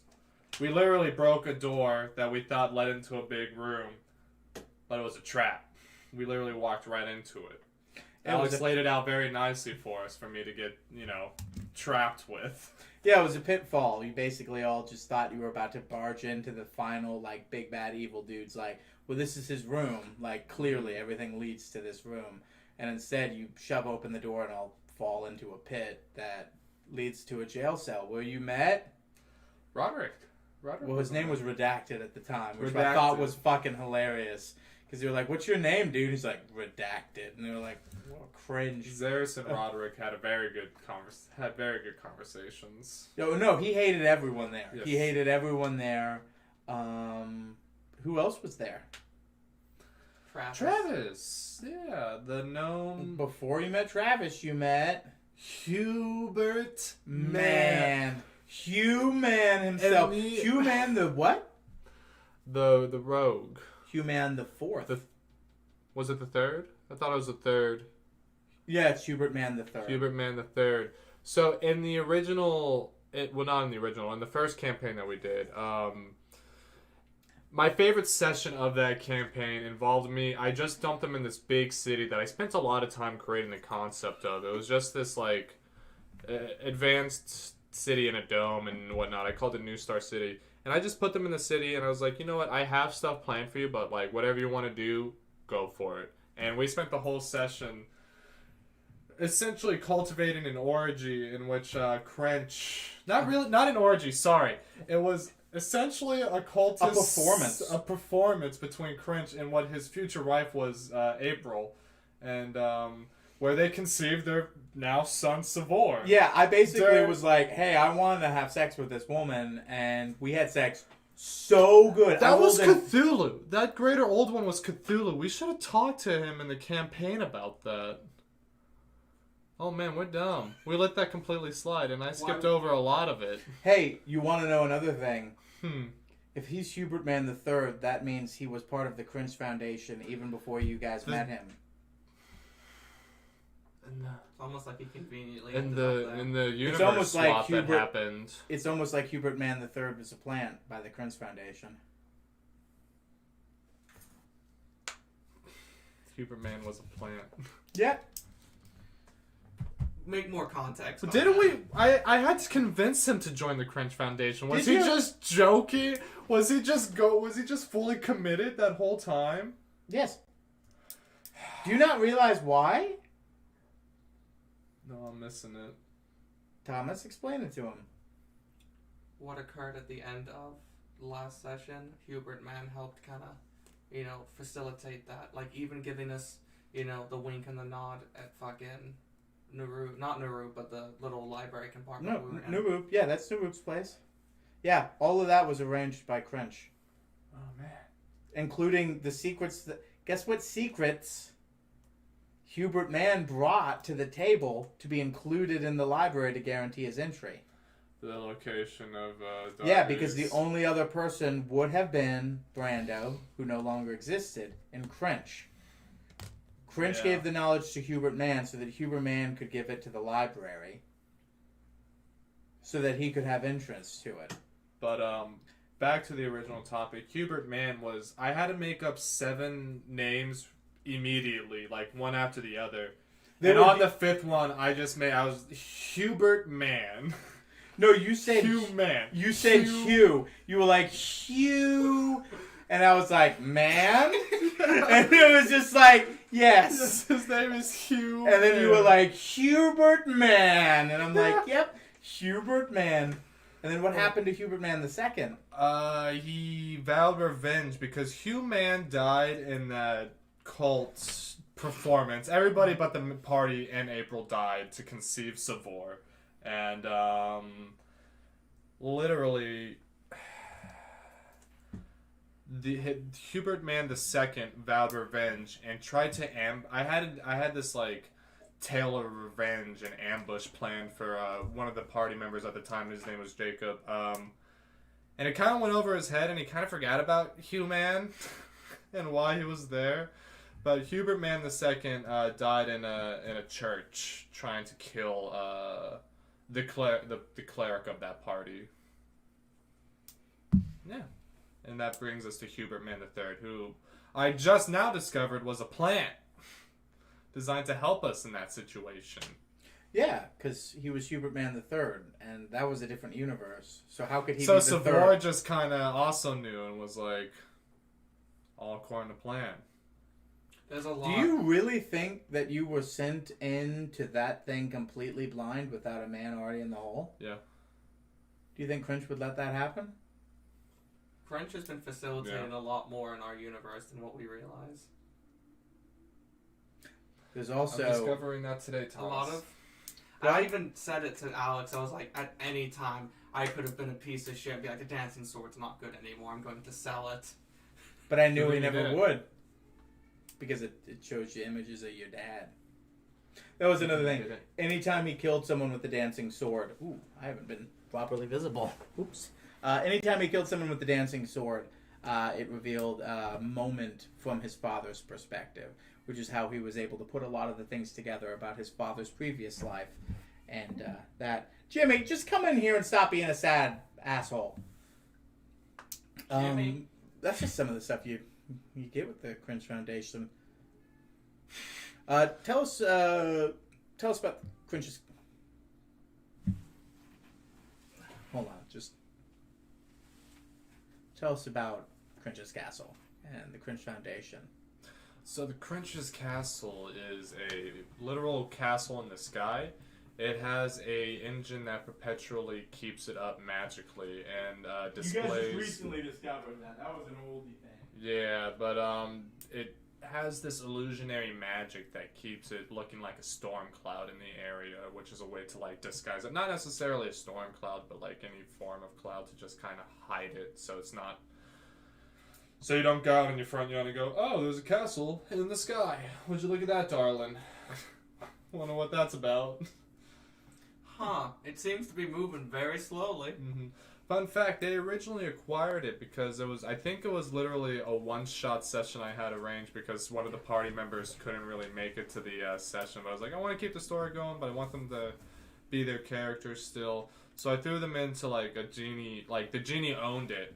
And then in my head, they're going to be like, all right, we got through your games, you gave us the money for doing it, we're going to leave now. But Cringe was dead set on like, hey, this is a flying castle and I want it. I'm about to kill you. Yeah, And because a like, dope battle ensued and they ended up winning. It was a good fight. I love you, but that was one of those times where it's just like you had DM'd a lot, but you hadn't DM'd with a guy like me yet. No, it's... And it was one of those like, no, I know that like in your mind we beat him and we're supposed to just be like, all right, dude, remember It that. was a learning let us experience for me, walk for off this sure. castle out of here. And it's just like, hold on, we said we'd get whatever we want.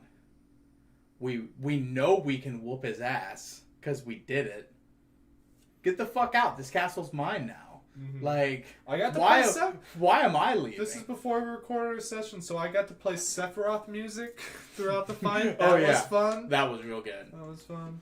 And then it was a My really first good fight because D&D. you were like, well, this wasn't supposed to happen, but like, I let's had do to the beef him rest. up because Let's do the rest of his health. Let's Mhm. do like, let's give him. Gave him a little new. I think I made it so like he could pick somebody up as a bonus action and drag him to him for like an attack. And I think you there. gave him a second sword Yeah. or something like that. You gave him like a final form. That way, it wasn't just more of the last. The same fight. fight. Yeah, and he was just like, hey, I have to just come up with some shit because I thought you guys would just leave. And I was like, dude. That was And my everybody favorite was just part kind of like, though. everybody was just kind of like, dude, we were supposed to leave. And I was just like, dude, flying Yeah, castle. yeah. Like, we're No. going to have a base of operations now where we can just fly in the sky.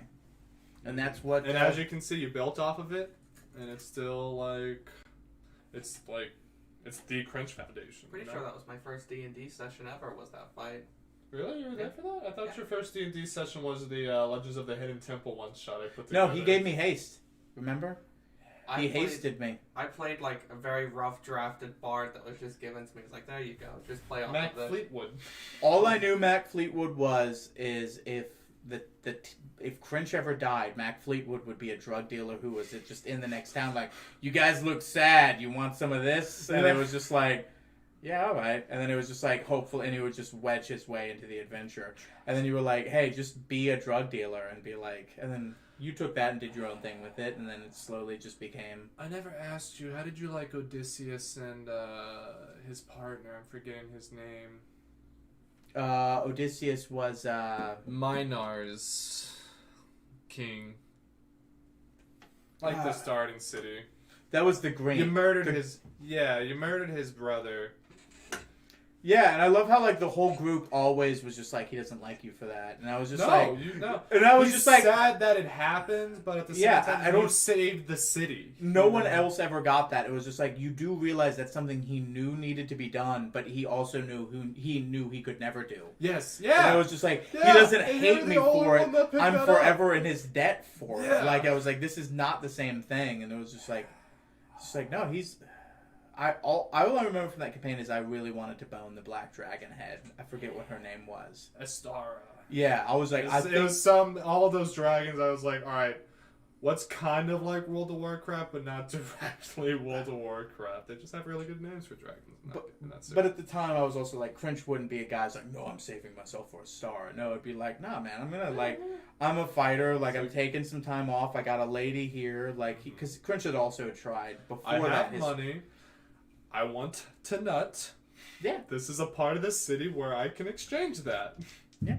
And he did real good at sex. Roll And then he got her pregnant. At that point, he was like, I got to dad up. And I got to date this woman. Not planned, by the way. You just, My favorite moment in that campaign is when I like confused the shit out of you because I think it was like a second or third level spell slot for at that level was huge, and I had just bought the owl that could let me cast a spell from any class. Any class. I could have, any time that entire day, I could have cast a spell on anything. And it was my last spell slot the entire fucking day. And I used it to conjure woodland animals so that when we were sitting on our date together, it'd be like, oh, look at all the bunnies and the birds. Like, isn't this nice? And he was just like, you just fought so many things, like, and I was just like, yeah, it was fine. You saved that spell slot. It's kind of like at the end of when we were we'll get to it, but like when we're meeting the first man for the first time, at the very end of the big long drawn out combat we had, I was like, everybody, I have a 7th level spell to get us out of here. It's like, you saved a 7th level spell? I was like, yeah, in case we needed to get out of here, I have an eject button. It's like, it sucks. It could have been more damage, but I gotta say, clerics is probably the best. Best eject button. Ward of Recall. You ever heard of that one? I'd have to read up on it. It's 6th level.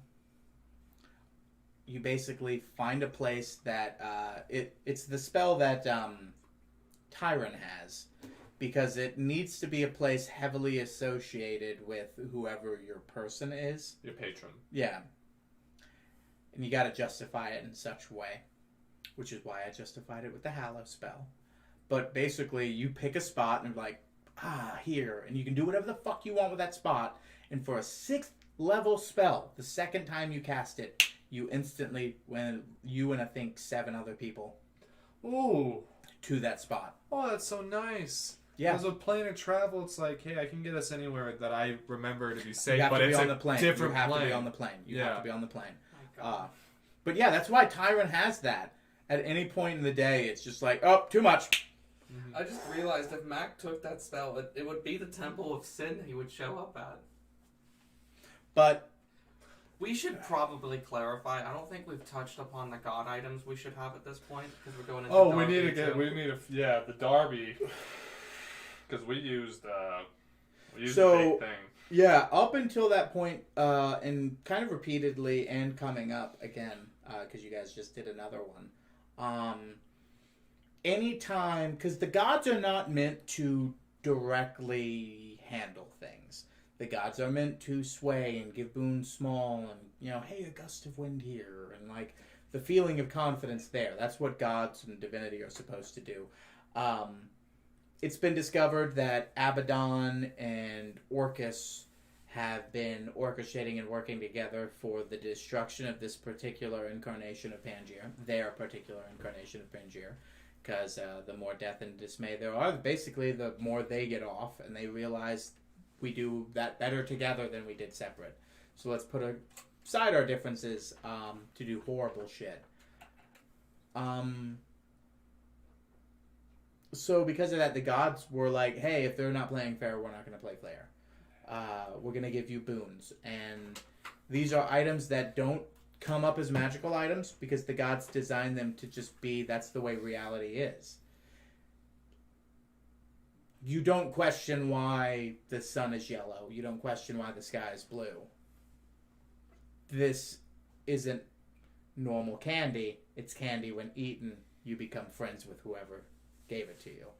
This is that. Yep. This is not a normal boomerang. Basically, it's like a weird merchant shop. A bunch of items are laid in front of them. They have no idea what they do. They just pick it. And then eventually they have to discover or roll the die. The first one I grabbed was the boomerang. No, actually, no. I bought the boomerang from a trader after that. No, you bought the candies from a trader. Oh. I picked the boomerang, and then I picked the coin. I picked up a music box and a god drug that I A drug that was basically like, hey, you're going to want to get this for a reason. And you took didn't. it immediately. Yeah, and then it didn't do anything for a long time. And you were very much like, I don't know, I don't want to take a drug. Because you were still a little bit more of a book nerd at that point, like a book nut, and less of a glamour bard. You didn't have that aspect of it. You were very much a lore thing. And it was one of those like, hey, I have it on good authority that this is right up your alley. And you ended up taking it and nothing happened. And you did a lot. It was one of those like, anytime you found someone important, you were like, hey, do you have any knowledge on god drugs? Like real fast. And it was like, no. I forget. The curator would have been a good one to ask. I think the curator did help you, as did Crench. I think you asked both of them, and they both gave you the same answer, that it was lodged in a temporal state, transfixed throughout multiple realities and ethereal planes and things like that. It was like a fixed thing that transversed realities, as it was everything. And it was just waiting for something in you to catalyst it to dissolve. Because it was not meant for mortal consumption. So basically, it was a moment of absolute, complete strife when your body was just like, "Aah!" And then, like, help, I'm dying! Yeah, and it was just like adrenaline, oxytocin, like all of these things coursing through your body. You're like, now! And that's when it dissolved. That didn't, we're actually not too far away from when that happened.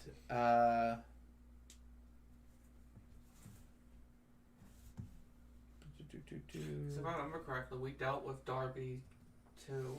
Yeah, we after we were trapped in Darby's house, it was revealed to us that there was a series of death games that we had to like compete in, and throughout the first 2 rounds, we had this mindset of like, all right, we're just gonna keep doing these death games until we see like an opportunity to like strike at Darby and everything like that.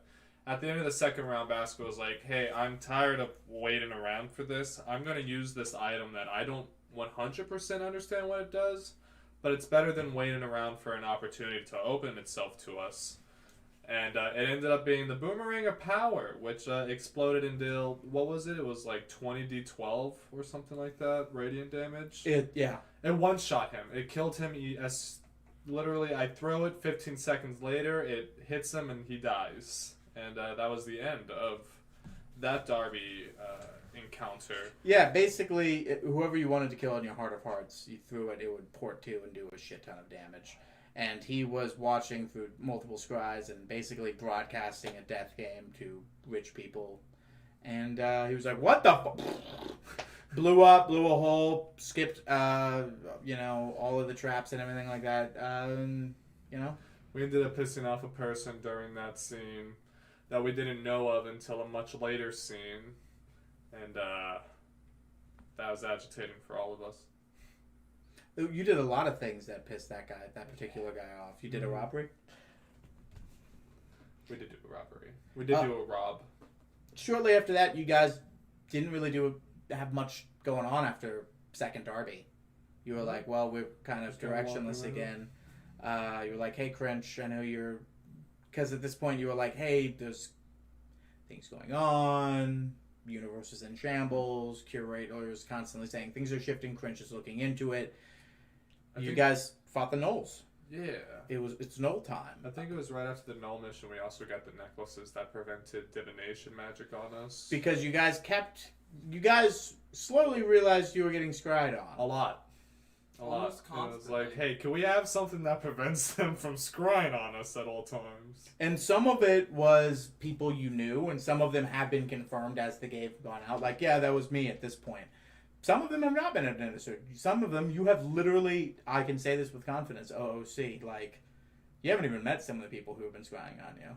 Like, some of them have still been, like, are strangers to you. Brian is not a stranger to you! Unless It's scrying on he has a second personality. Dr. Jekyll and Mr. Hyde. Evil Brian. So you took a job, Cringe basically was like, hey, here's my lightweight. This is a job that no one can handle right now in the area, so someone's got to take care of these gnolls who are killing miners. There shouldn't be this many gnolls in this area. You found out that it was essentially a black dragon. At about this time, you had been hearing reports of dragons, and you were like, that's not real. They're legendary fictional things. This was your first encounter with one, if I'm not mistaken. Yep. After first encounter with 2 trolls, you were like, oh man, those 2 trolls were rough, and then a young black dragon showed up. And it turned out that that's why the gnolls were acting up, was that a young black dragon had pushed them. You then discovered that there was a huge underground cavern network that went throughout this world. That's where the black dragons were. That's where the gnoll tribe was. And then you found a horde where you found a cool item. But before we get to the item, there was an encounter. I think that's what garnered a friendly kind of like, hey, let's just chit chat for a bit. Everybody chill. Let's breathe. You gave, I think, whatever rations you had on you because they hadn't eaten. We had so Vasco has a habit of whenever he murders somebody he really doesn't like, he'll cut their head off to avoid a resurrection spell. That's from right. going off. And I had essentially 3 severed heads in my bag of holding at this point. I was like 3 ogres. Cracklin, Bolida, and was it guard? It was the guard captain. We skipped. There was a the cannibal. There was a guard captain who was part of. There was an overarching. They thought it was a group of terrorist cells that just wanted to undermine Pangaea. It is kind of their antagonist that they've been dealing with currently, Malin, someone we'll be getting to. But at this point, he had been slowly referenced a lot. He had a network of just basically evil people. And from what they've learned of him, he was basically like, hey, I know that you want to see more out of Earth, and I know that you think that through power we can all be stronger. So here's a bunch of items that should not exist. Here's a lot of power that should not exist. Go out and do a thing. And one of those people was a guard captain in the city between Noramir and basically the world. It was kind of like the last way station before you got to Noramir. And this guy was a monster. Cannibal, rapist, necrophiliac, like literally all of it. His whole thing was like, yeah, sure, occasionally prisoners go to the colony to mine. And it was not like a horrible thing because it was completely voluntary. And it wasn't like they were locked in chains because what the fuck were they going to do? Run into the desert? It was one of those things where it was just like, hey, X amount of time worked in the mines is X amount of months off. So work and take time off. But occasionally 1 or 2 of them would disappear, and it was him. And Eating them. So he brought us in originally, and Vasco rolled a really high insight check and was like, yeah, this dude's probably going to poison us. And lo and behold, he ended up poisoning us. And it was really funny because we're the people that murdered the people he hired or was working with. And we really goofed. We really goofed that fight. The start of the fight, we just goofed it so hard, and it created this atmosphere of like, so you guys murdered 2 really strong people that I was working with, huh? And that was just a really funny moment. Mm-hmm. It's like, yeah, we're going to try our damnedest to make it you too, bud, and once we get there. And he had those 2 assassin rogues with him. But they died really quickly. They were dispatched rather quickly, yes, but this is when we learned grapple was useless because Korvac kept trying to grapple him. Like, nothing is gained. He just doesn't move. Guess what? He's still attacking you. Like, we've done nothing. His movement speed's 0, but he wasn't going to move anyways. let's get more back to where we were. Yes, I handed Ted, and Ted the 3 decomposing heads that I had in my satchel, and they quickly realized, hey, we can't eat rotten flesh. So you guys give them rations, and they just chucked the whole ration in their mouth. Didn't even open it, just ate it. You realize they needed more, and then that's when Mac Fleetwood had a pretty solid idea. But we would lead them out to the village, And then also give them over to Brian. give them... Yep. You thought Brian's kind of a man who... This was after Tristan. We forgot about Tristan. You Tristan guys was one of the hadn't heads. killed Tristan yet. There's a lot, folks. Had you killed Tristan yet? We had, because this was... I remember Basco was trying to rush through the Cobalt thing because he had promised Rainey that her adoptive father was still alive. And, once he got back from that, he would help her get him set free. That's right. Yeah. Yeah. That's right. So Tristan's head was one of the ones that the ogres ate. Tristan and Roderick went back to the cave you guys originally went into, the vault, and unleashed Vecna. This universe's version of Vecna. It's slightly different. He was the first Lich, and he's an Ultra Lich Ford. He hasn't quite ascended, and he hasn't reached that point in the storyline. We're trying to stop him, but he's been just in a pocket outside of our vision since he came into being. Yeah, he was sequestered away and then locked inside one of those vaults, which is a thing that you've constantly been finding. And each one of them either had a powerful artifact or a powerful enemy. And that was one of the things the curator's like, yeah, a lot of things were hidden away as to not corrupt your society like things had been. So yeah, you guys had killed Tristan. He was the opposite side of the coin to Rainey. He was the male version of Rainey. He had 2 6-shooters. She had a long gun. It was never said in campaign, but it was implied heavily. Tristan did rape Rainey at one point. He also... Real piece of shit. Yeah, he's not a good He's dude. a real piece of shit. He basically... both of them had... what was it? Naslin Frampt?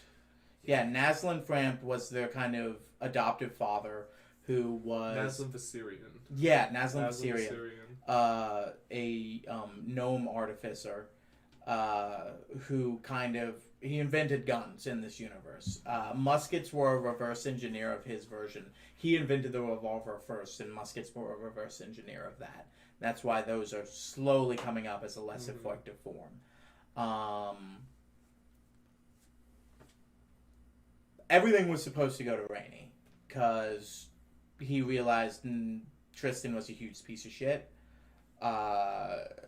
And basically one night, Tristan trashed everything and then took everything, i.e. from Rainey and from him, and every night he's just like, this place is mine. He didn't get the long gun. Rainey ended up getting that, but he did, as you know, Anything else. Naslin was captured, and basically I need more ammo, artificer boy. He had him locked in his own house, kind of trapped in a soul gem, and he would only put him back in his body to make more ammo.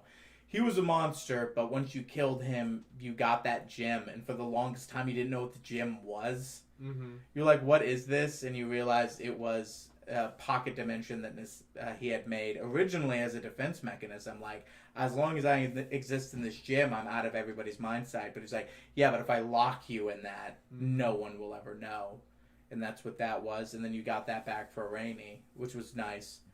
But at that point, I think that's kind of when you were more attracted to Korvac, if I'm not mistaken. Yes. Because don't get me wrong, God damn, is he a himbo? When I'm I not the idea of joshing. dating another wood elf and everything. It was cool. It's kosher, but at the end of the day, Korvac's a stud, and he takes punches for Basco. Come on, what else do you need for I love? just remember this started entirely because Basco had mentioned that he was a pansexual. Yes. And Korvac was like, well, I'm going to keep putting pans at your door. Yeah. 'Cause you're a And what pan." do you do when you like somebody? You poke fun at them for shit. It's cool. It was an organic development.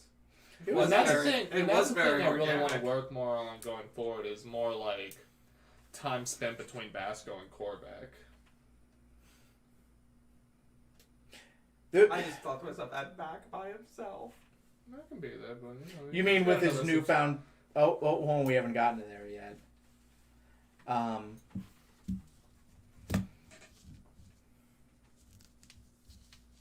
Right, so what was the last thing we just covered? I'm sorry. I'm re-upping on the host Tristan, raffles. Ted.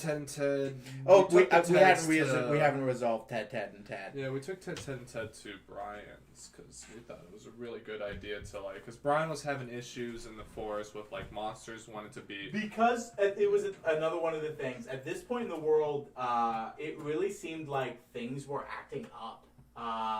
Whereas everything has been quiet up until this point, things were legitimately more, hey, there be monsters again. Adventurers were like, I'm not used to this. I used to fight 5 wolves and now I'm having to fight zombies. Like, what's going on? Mm-hmm.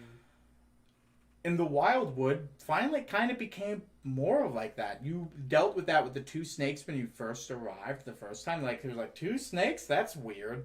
And then now it's kind of like, it's a safari zone. It's kind of like, hey, can you make it to the middle of Brian's Wildwood? But you can now. It's, the safari zone. Brian was capable, but said he needed extra hands last time you had fucking visited him, because you had visited him the first time, and then you had left and then visited him again. And you were like, hey, let's give him 3 ogres. That'll help. Ogres. Which is when you kind of really realized Brian could handle himself, because when you got there, you found 3 of those giant snakes. Something you guys worked hard to take 2 of. There were 3 of. And they were also impaled on giant wooden stakes, a la Sephiroth. Exactly. And then he fed those to the Teds because they were hungry. Mm-hmm. They were briefly satiated. And if that were enough, you guys spent the night. But what else did Mac do when you went there? Do you remember?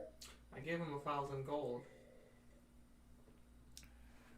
You might have given him 15. It was a large amount of gold. It was a large sum of cash. It was just simply like, hey man, I really like your place. Here's an investment of money so you can, No, it was 1,000. Yeah, it was 1,000. It was the day after that you guys saved Naslin.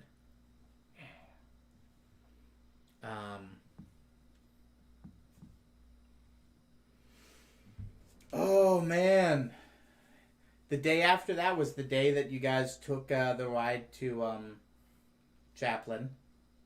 And then you pushed west, and remember what that was in the town to the west of Chaplin and Nath? Castleback Street. Before that. Warehouse. The warehouse. I wasn't there for you weren't there for the. That was the one that you were an AFK. I think that was the first session I missed canonically.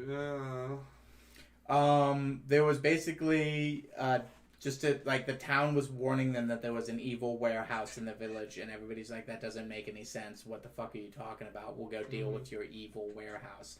Thinking it was just a haunted building. But in fact, it was not Warehouse. It was Werehouse. It was a house that turned into a monster house. It was fucked up, but essentially you guys realized it was a funny curse. Shit. It was funny shit at first, and then you realized it was a curse that had been placed on a man, and you guys didn't have the strength or the power to stop it at the time. So he kind of was just like, hey, please kill me. Yeah. And you did. And, like, the people in the town were like, hey, thanks. Like, he really was suffering, and you handled that. And then that led to you guys going to Castle Narth from Castle Nath, realizing that it was kind of a bit of a staging ground for a lot of the bad guy who was orchestrating a lot of the things against you. He turned to be a death cleric. The Lord and Lady. Mm-hmm. The Lord and Lady of the castle. The lady was, I think she was a sorcerer wizard combo. I can't remember. And he was just essentially like just 100% paladin. He might have been paladin death cleric. I forget. They appeared to be immortal. Everyone that was there said that they lived there since they were a child.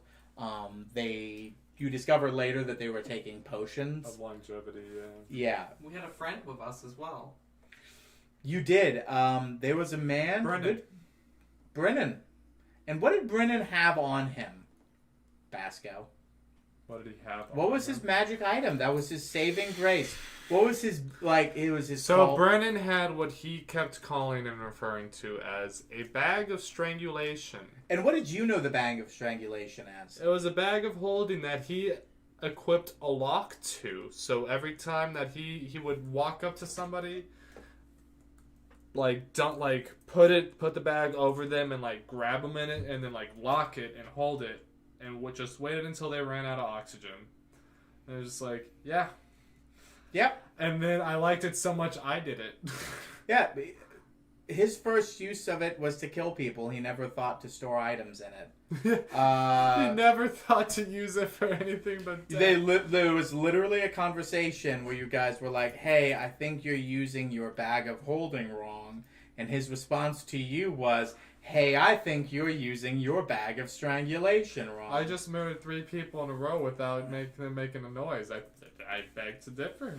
So, yeah, and that's kind of one of those like, hey, you can use your item as described, but like, hey, if it gives you a reason and a detail of how much breath someone had, I don't know, maybe explore that option.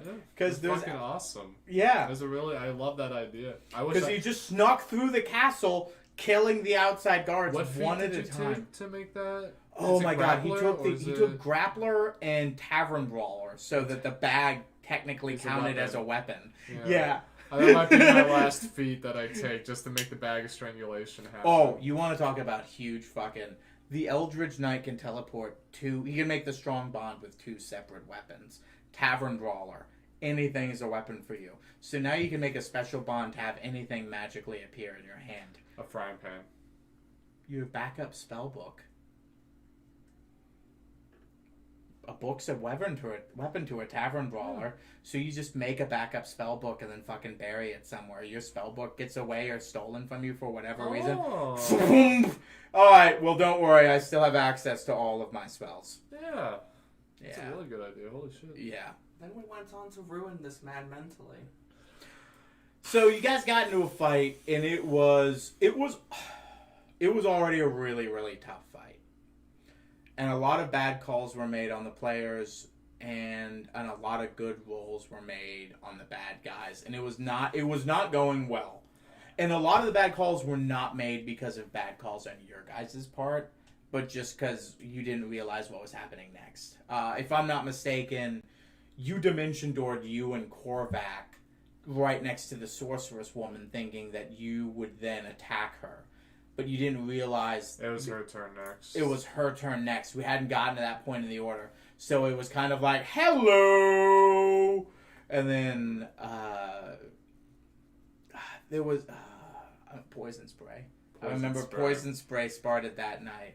But I mean, you were actually fucking nailing motherfuckers with poison spray, so you can't really shit on you too I much. murdered each one. It was consistent. Every You did time I hit consistent somebody damage. with it, they died. So I was just like, and it doesn't consume a spell slot. It's Basically, okay. It was they had okay. kind of spread out. You, Barris, Basco, Mac, Korvac. You had spread it against these 3 halls. Brennan, and we're just basically killing these guards as they were funneling in, while also dealing with these 2, the Lord and the Lady. Things got dire, and Mac was about to die, and that's when the drug kicked off.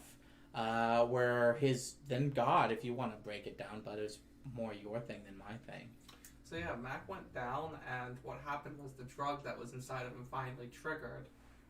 Once it triggered, it kind of like gave him it happened instantaneously for everybody else, but Mac almost felt like he was kind of like experiencing something over a very long period of time. He was kind of transported to like the trippy dimension, where there's just a shit ton of different gods from the pantheons just, dancing and hanging out.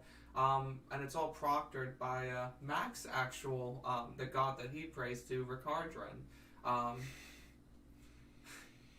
And Ricardran basically talked to Mac and kind of just whispered and said, "Shh, I've got this." And then in an instant, killed everybody in that room except Basco, Korvac, Barris. And how did he do it? By slitting their throats. But he slit their throats so fast that it was basically like time had stopped. So in an instant, everybody had looked at each other and all of their throats had basically exploded with blood. And then what did he give you to make sure you didn't go down? Something you still wear around your There's neck. an amulet that allows me to add a 1d6 when I heal myself. Mm-hmm. Oh, and the curator was there as well. Partying Yeah. in that universe briefly. Yeah. And now that kind of led you to protect Roderick and And everything. that really fucked with Brendan's head, and we never. Nobody ever He reconciled asked with. so many times for any form of explanation to what happened, and none of us made it clear. And he ended up killing himself because we never described like, hey, you don't have to worry about that happening to you. That was a one-time thing. And Yeah, everybody thought and it was now like Vasco ha-ha, has the hee-hee. ability to bring him back if he can find his body. If his spirit is willing. Told the dead. That's not how that spell works. Speak with dead. You also discovered a few things in that castle. You realized this is kind of, I think, where you got the name Malin, and realized that the guy who is in charge of everything is a dude named Malin, and he had been giving the Lord and the Lady orders. You kind of had gotten the vibe that maybe these were the people. Yeah. And then you were like, no, even these people were the boss to somebody better. And he had found a chamber that was full of, what, Ceradium? Yes, like radiation. It was radiant enchanted metal. Basically, if it Yeah. was something created with it, it would basically have a radiant enchantment already based into it. And also the stick of guidance, The bloody stick. the bloody stick. It had the blood of a saint on a piece of wood that impaled him. And it basically once a day, anyone can grab it, and if an action is spent embracing it and thought upon it, you get guidance cast on you. Bonus action. Mm-hmm. Yeah. It's pretty good. I use it a lot. I kind of consider this part to be like the turning point of our campaign, where we Yeah, because right after this we established the castle, and a large sum of play after that was making sure the castle was self-sufficient. brought a lot of like the main players in our campaign kind of into the fray. You guys picked a man who had kind of been like the emotional, supportive leader, the grandfather, a man named Raph, an older gentleman. He became the castle steward. Go ahead. I hate to keep doing this, but we forgot about Krarth. Did we? We didn't talk about Krarth and Normir. Tell us about Quarth then, my dude. Krarth is a half-orc miner that was one of the first characters we encountered. He mined in Normir. He's not under the age of 18. We didn't groom him. Oh, we might have. I'm gonna grab more wine. Does anybody want anything while I'm out? I'm sad, thank you. Okay, go ahead and break down Quarth. We wanted to take him on a journey with us to fight dragons, and he was tired of his life as By a the way, miner. the dragons were definitely the They were dinosaurs that were dinosaurs. discovered, and OOC they knew that. In character, they thought, hey, maybe they might be dragons. This miner guy was very much just like, hey man, I'm just here to, mine me some ore, but like, you guys seem like you know what you're talking about. Sure, I'll go with you to fight some dragons. Yeah, we went out very far past the mining site and then left while he was still asleep, effectively stranding him in the middle of nowhere surrounded by dinosaurs. And every now and then, just for shits and giggles, we end up scrying on him to see how he's doing. And this dude is thriving. He has, like, his own establishment. He has a group of females that somehow find him. We never got explanation on that. But, yeah, we groomed him to, build the city in our honor. Yeah, we really did groom him. He Yeah. actually sees the four of us as gods. He does all of that just because, we Tell keep communicating via send spell, being like, you're doing a great job. But you don't ever, hold on, you're missing the major part. You never once tell him it's sending spell. Yeah. He thinks the voice of God is in his ear. He thinks that you men No, led just him always on a like- path. It was always like, you're doing fantastic, keep accumulating strength. They literally saw that they were building idols out of them and did nothing to stop it. One of the criteria Marquette gave us was to accumulate strong allies. This is us. He is a resource for us to tap in our time of need. We have an army marching towards us, so we're hoping You do realize they will hit Quarth before. Great idea in any D&D campaign. Well, you guys went to the Undert home, which is the only official visit to the Underdome It that was is between happening in Mac this and game. And it quarterback. happened And it happened in entirely- a back alley. You were in it for 1 second, and then you were in this thing, and then you guys teleported back. Never going back. Because this was one of the times, anytime they deal with the curator, he does a favor. And that time was teleporting. That way you guys could just get who you Yeah, needed we for your opted out of castle. questions to be like, hey, could you just... We want both of these people, so just put us in a situation where we can do that. And he basically sent, you two will be best for him. You two are best for him. Me and quarterback. If I recall correctly, I think Vaughn took on the job free of pay. Pro bono. Yeah, Because he needed the to, one, experience. he wanted to get out of Underdome, and it was finally what he wanted to be. He's like, as long as you give me room and board, Yeah. I will be a court wizard for you so that I can do my own fucking thing. Don't worry. No, sorry. What else is happening for the, Basco made a garden. I found out how easy it was for druids to actually do canonically druid what they're very good at. It was kind of around this time I think Mac found out about Brando? yeah. Yeah. Max started investigating more into his father's actual death and what caused it.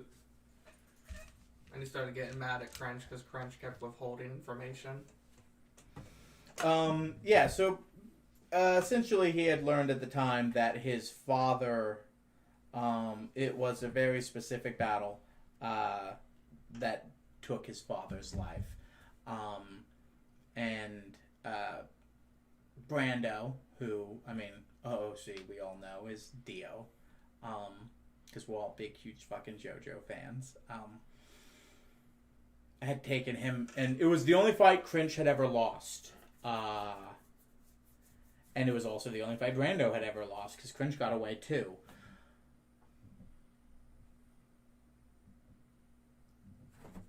Essentially, at this point, he was told he was killed. Your father, Mac, was just divine smited to a ridiculous amount so that he couldn't come back as a vampire thrall. He was essentially completely obliterated. That is what you were told. That's what it was like. It was either that or he comes back as a vampire thrall, and that's something he could never have, and that's why Crench held that in his soul. I think at this point we can just go ahead and say what has happened. Let's at least bridge that gap, because we bridged a lot of current time with it.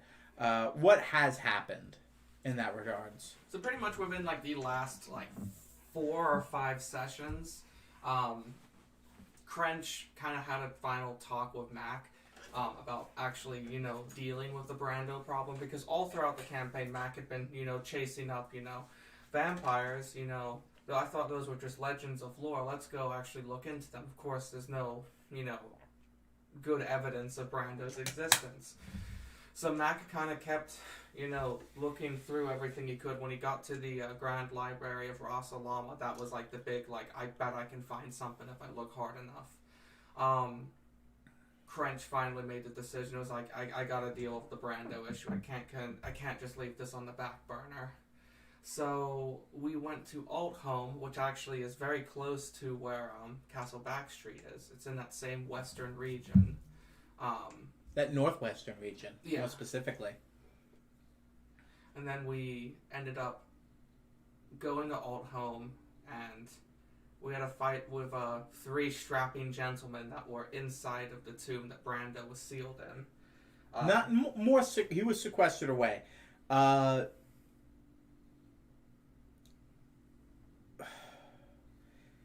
At this point, Cringe had explained it to Mac that he was sequestered away because he couldn't be killed, and it was only Mac Fleetwood's blood could seal him. Because when you sequester something away, you can leave a counter, like an element of this was what will free him. And the only thing he left to do that was Mac Sr.'s, which he explained because Mac Sr. was dead, this was thus a trick and impossible to accomplish, a loop that locks him from ever coming out of the sequester. But when you guys had that battle, you shed your blood, and that released him from it, the sequester, and thus released him from it. You kind of realized, oh wait, no. far more to this than meets the eye. Yeah. So Brando was kind of a creature that followed Crench from the original universe that Crench had come from. Nope. No, completely different universe. Completely different universe. Yeah. Cringe is not from this universe. We established that. We haven't really discussed that yet. Yeah, because Cringe was originally in your universe, I didn't want to say he started in this universe because this is my universe, and that'd be unfair to either of us. In our universe, we were chasing down dragons, and the dragonflights were evil. The final bad was Tiamat. Everybody knew it was Tiamat from the very first session. I was like, hey, it's Tiamat. You guys are working to build enough strength to take out Tiamat. And that's just what they've been doing.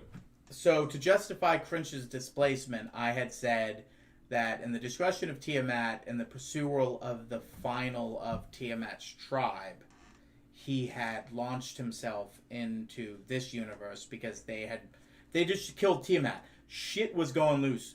People were stranded in different dimensions because it was already an interdimensional fight. It's fucking Tiamat. Yeah. And they got stranded there, and a lot of the evil dragons got stranded there. And the evil dragons there beguiled and got other dragons to be turned evil.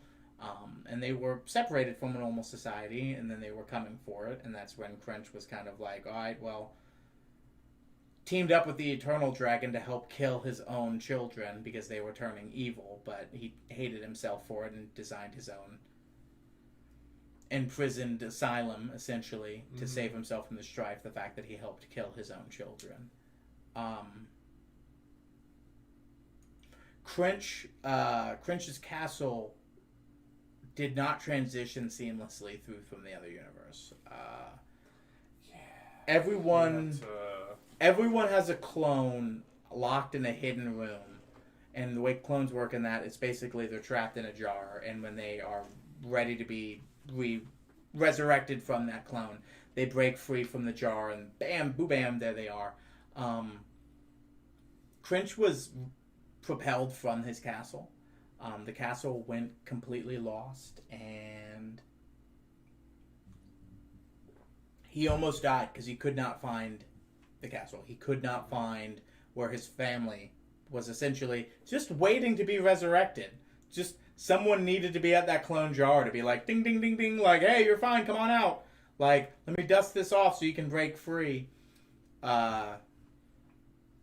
He spent an entire lifetime roaming this world and kind of helping solve problems. And he became an old man. And in the moment when he was kind of like, shortly after finding peace without his family, Found it. The moment he gave up on it. He Yep. pulled a Vegeta. and decided, you know what?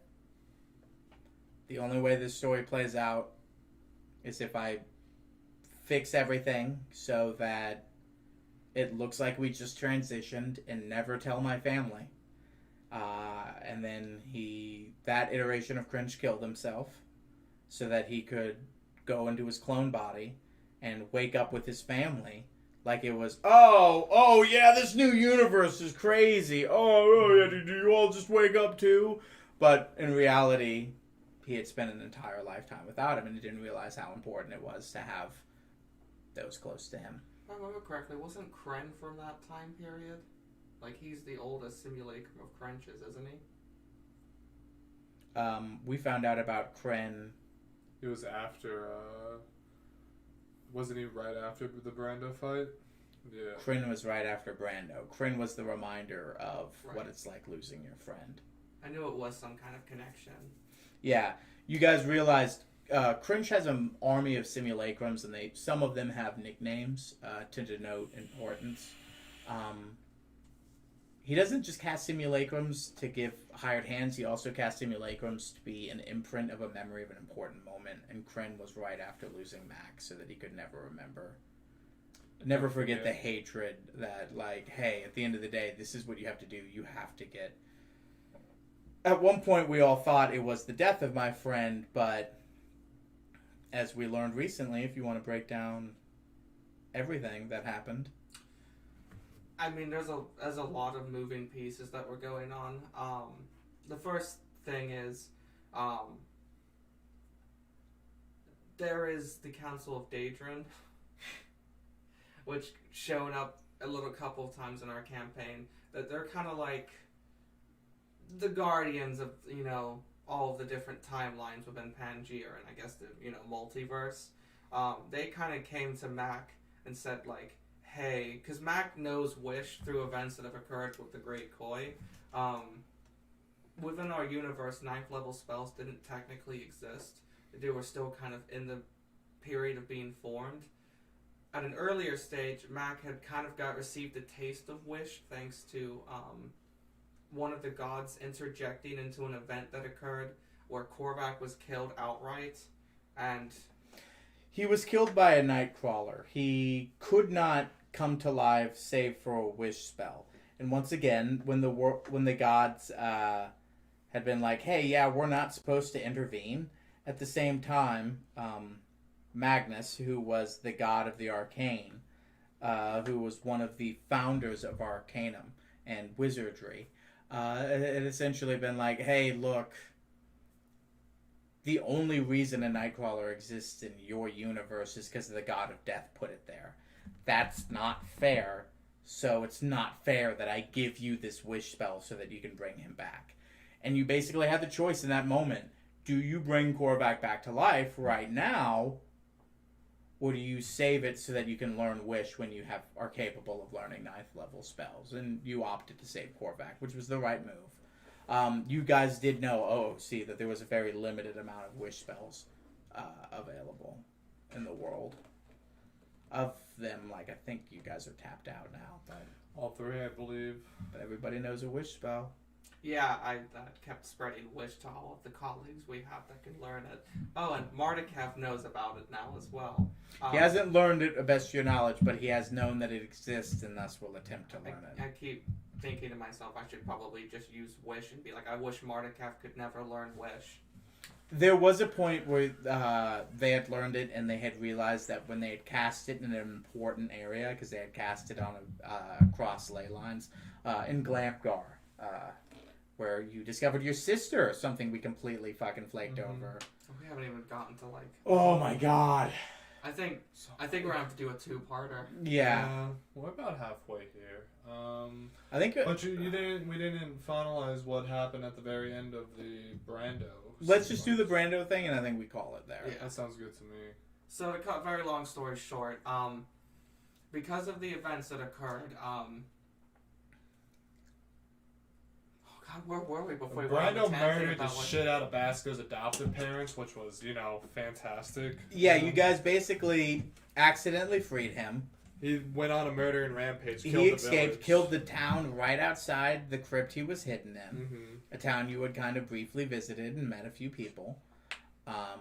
You guys had done a cursory investigation after you guys had taken a long rest and realized that My parents were the closest thing to him. At because that you point. guys are named people, you guys are important people in the universe. You just ask a few people and you can get information about it. And the closest people to them was your family to the west, and he needed to prove that he was stronger than 2 20-level druids. They were very strong druids. They were the most powerful druids I knew at the time, excluding Gregor, the head of the druid circle. And he basically killed them, and it looked like they had no fight. Because if you don't know JoJo, he can Stopping time is pretty OP. stopping time is pretty much OP, which is exactly he can cast stop time repeatedly, and he did that, killed them. In a tearful, heart-choking moment, you decided To attempt to murder myself. your father, whom you connected to through your cerebral connection with the Evertree and the Moonblade, stopped you and then also bequeathed upon you true resurrection so that you could save your mother and father, because there was nothing Adopted mother and father. because there was nothing of them left Yes. that could have been rescued. And then you went from there to We murdered a Cthulhu creature, but we don't have to talk about the Cthulhu creature because that was kind of like a side thing that popped its head up in the middle of the Brando thing. I was gonna say we have like I feel like we're kind of reaching that stage. It's like the fourth and fifth book in Game of Thrones, like they kind of exist on the same, timeline. This is just the A timeline that's occurred. We've got a lot of other background stuff that has occurred, that kind of leads up to these events. But effectively, once we dealt with that kind of side thing that came up, we then discovered that Brando was in Ras Al Ghul, and we went there, and he immediately attacked us. We assumed it was going to be like... Brando was in Egypt, Yep. essentially. Yep. So we had... And you know what? It's on us for not being like, hey, we copied everything else. Let's just go to Egypt and save the 4-hour mission. Ras Al Ghul is literally Arabic for capital city. Fucking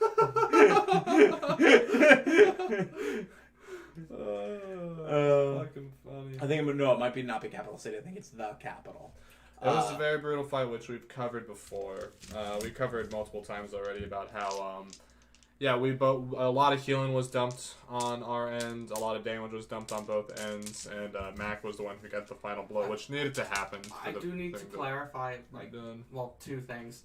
Speaking of the Council of Daedron from earlier, because the original timeline that, Mac's father came from and Crench came from was destroyed, the Council of Daedron said this is an unfair event that has occurred. It has changed the course of your history unfairly. Because of that, we're going to give you kind of like an oomph to tilt everything back towards normality, I guess is the best way to explain it. So Mac actually received a boon during that fight. That's not what that boon was. The oomph that they got is like your universe was destroyed, is why they got a pass for existing in your universe. The boon you got was for removing the mask, which we haven't gotten to. That's something we're going to have to do. The mask that allows people to turn people into vampires, which your universe was never supposed to have. The boon you got was because your agreement to remove that from your universe as soon as you possibly could.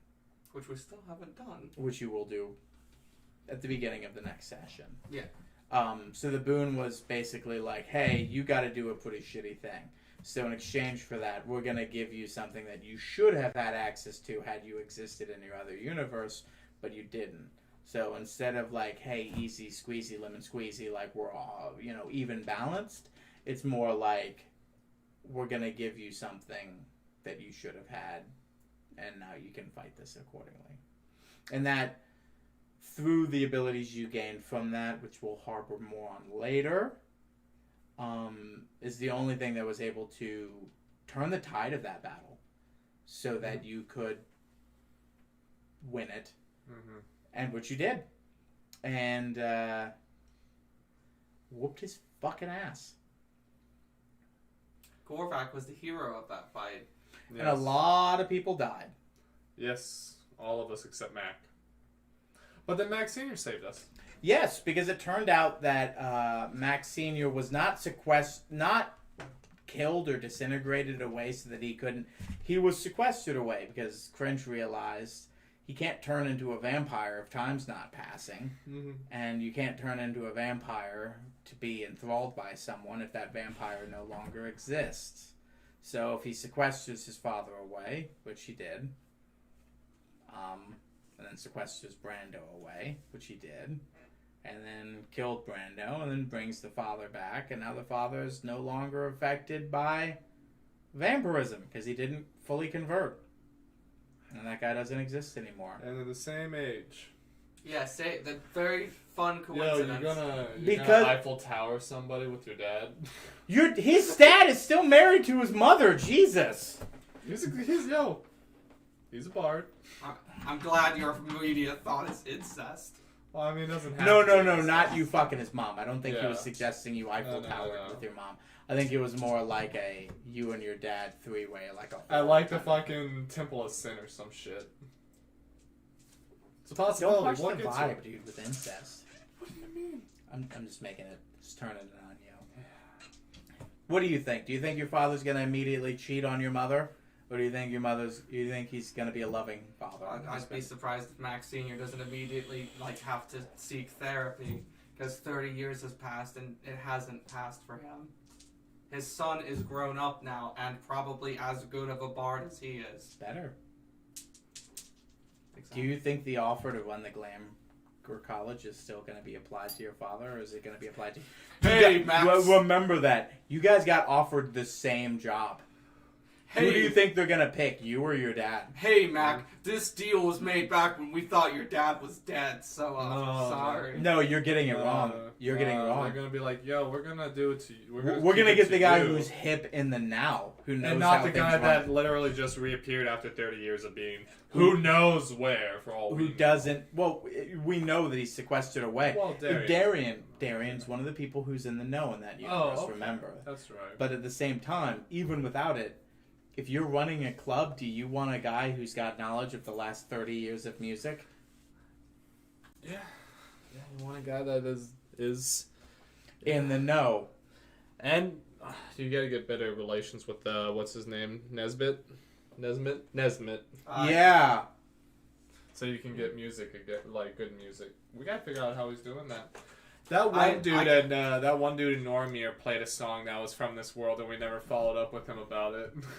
Dust in the wind. Yeah, I swear to God, if we go back there, it's like, I've been the Eternal working with Malin this whole time. Sal's, right? From Sal's Gold. Sal's Cooled Silvers. That's gonna suck because I can just disarm Nesmith now. I'm just like, I'm all writing right. that down. Sal, talk to Sal's from Sal's. Sal's Cooled or Nesmith? Oh, I mean, go back to Normir. That'd be fun. Hey, Mayor, it's us again. I fully expect our first session, nothing imperative's gonna get done. I fully, because it's going to be a, let's talk to this, let's handle our father, let's handle this. I fully intended to just be nothing but RPG of whatever you guys want to fucking pick, because a lot of shit's been put on the fucking back burner for a while. So As we were like, hey, we gotta do our story arc stuff. yeah, like you have your thing. Other than that, I was just like, I literally have almost no reins in the next, and it's just kind of like let's just unwhirl. Next time we have Josh, we'll do our campaign, and that'll be the last time we do it unscripted. Get the giggles out, get the fun out. And then next time we do this, maybe do another recap with Josh if we can find a way to do that. Okay. If not, eventually just stream this as D&D. Back for season 2. www.com. 100 W's. episodes of www.com. Just no domain name whatsoever. .com/Pangaea Podcast Forever. 100 years. Pangaea Podcast. 6 seasons in a movie. 6 seasons in a movie. Bye, guys. Before you I get a Send you movie. over to smoke. Oh, I cast Danny DeVito to be Basco. Well, I always forget about this. I gotta press raid, and then I gotta wait for the raid to set up. Danny DeVito is the Danny tallest. DeVito as Basco. CGI him, make him tall. So you just stretch him like a fucking, like a Skyrim. Bring Andre the Giant. You CGI to make Andre the They have- Giant Basco. They have to use the Lord of the Rings fucking like camera technique to make If that work. Andre the Giant's Basco, then Perspective. you're Andre the Yeah. Giant. He's just Danny DeVito's far away. He's always 20 feet behind all the other actors. I guy who cast plays the Robert mountain Downey for- Jr. to be Nesmith. The third guy to play the mountain in Game of Thrones, I want him to be Mac. The tallest, largest man in existence. Yeah. I was gonna say, if Andre the Just Giant... looks tiny in the distance. What if Andre the Giant was Mac, and Basco was just a bigger illustration of Andre the Giant, and Korvac was just the Josh. bigger... Josh! But like Andre really the big. Giant, Wilt Chamberlain, and then Josh. Hello, everybody. I'm Korvac. I am the fighter. I am 6'1". All right, I gotta do this raid. We'll see you next time, everybody. Bye. Hello.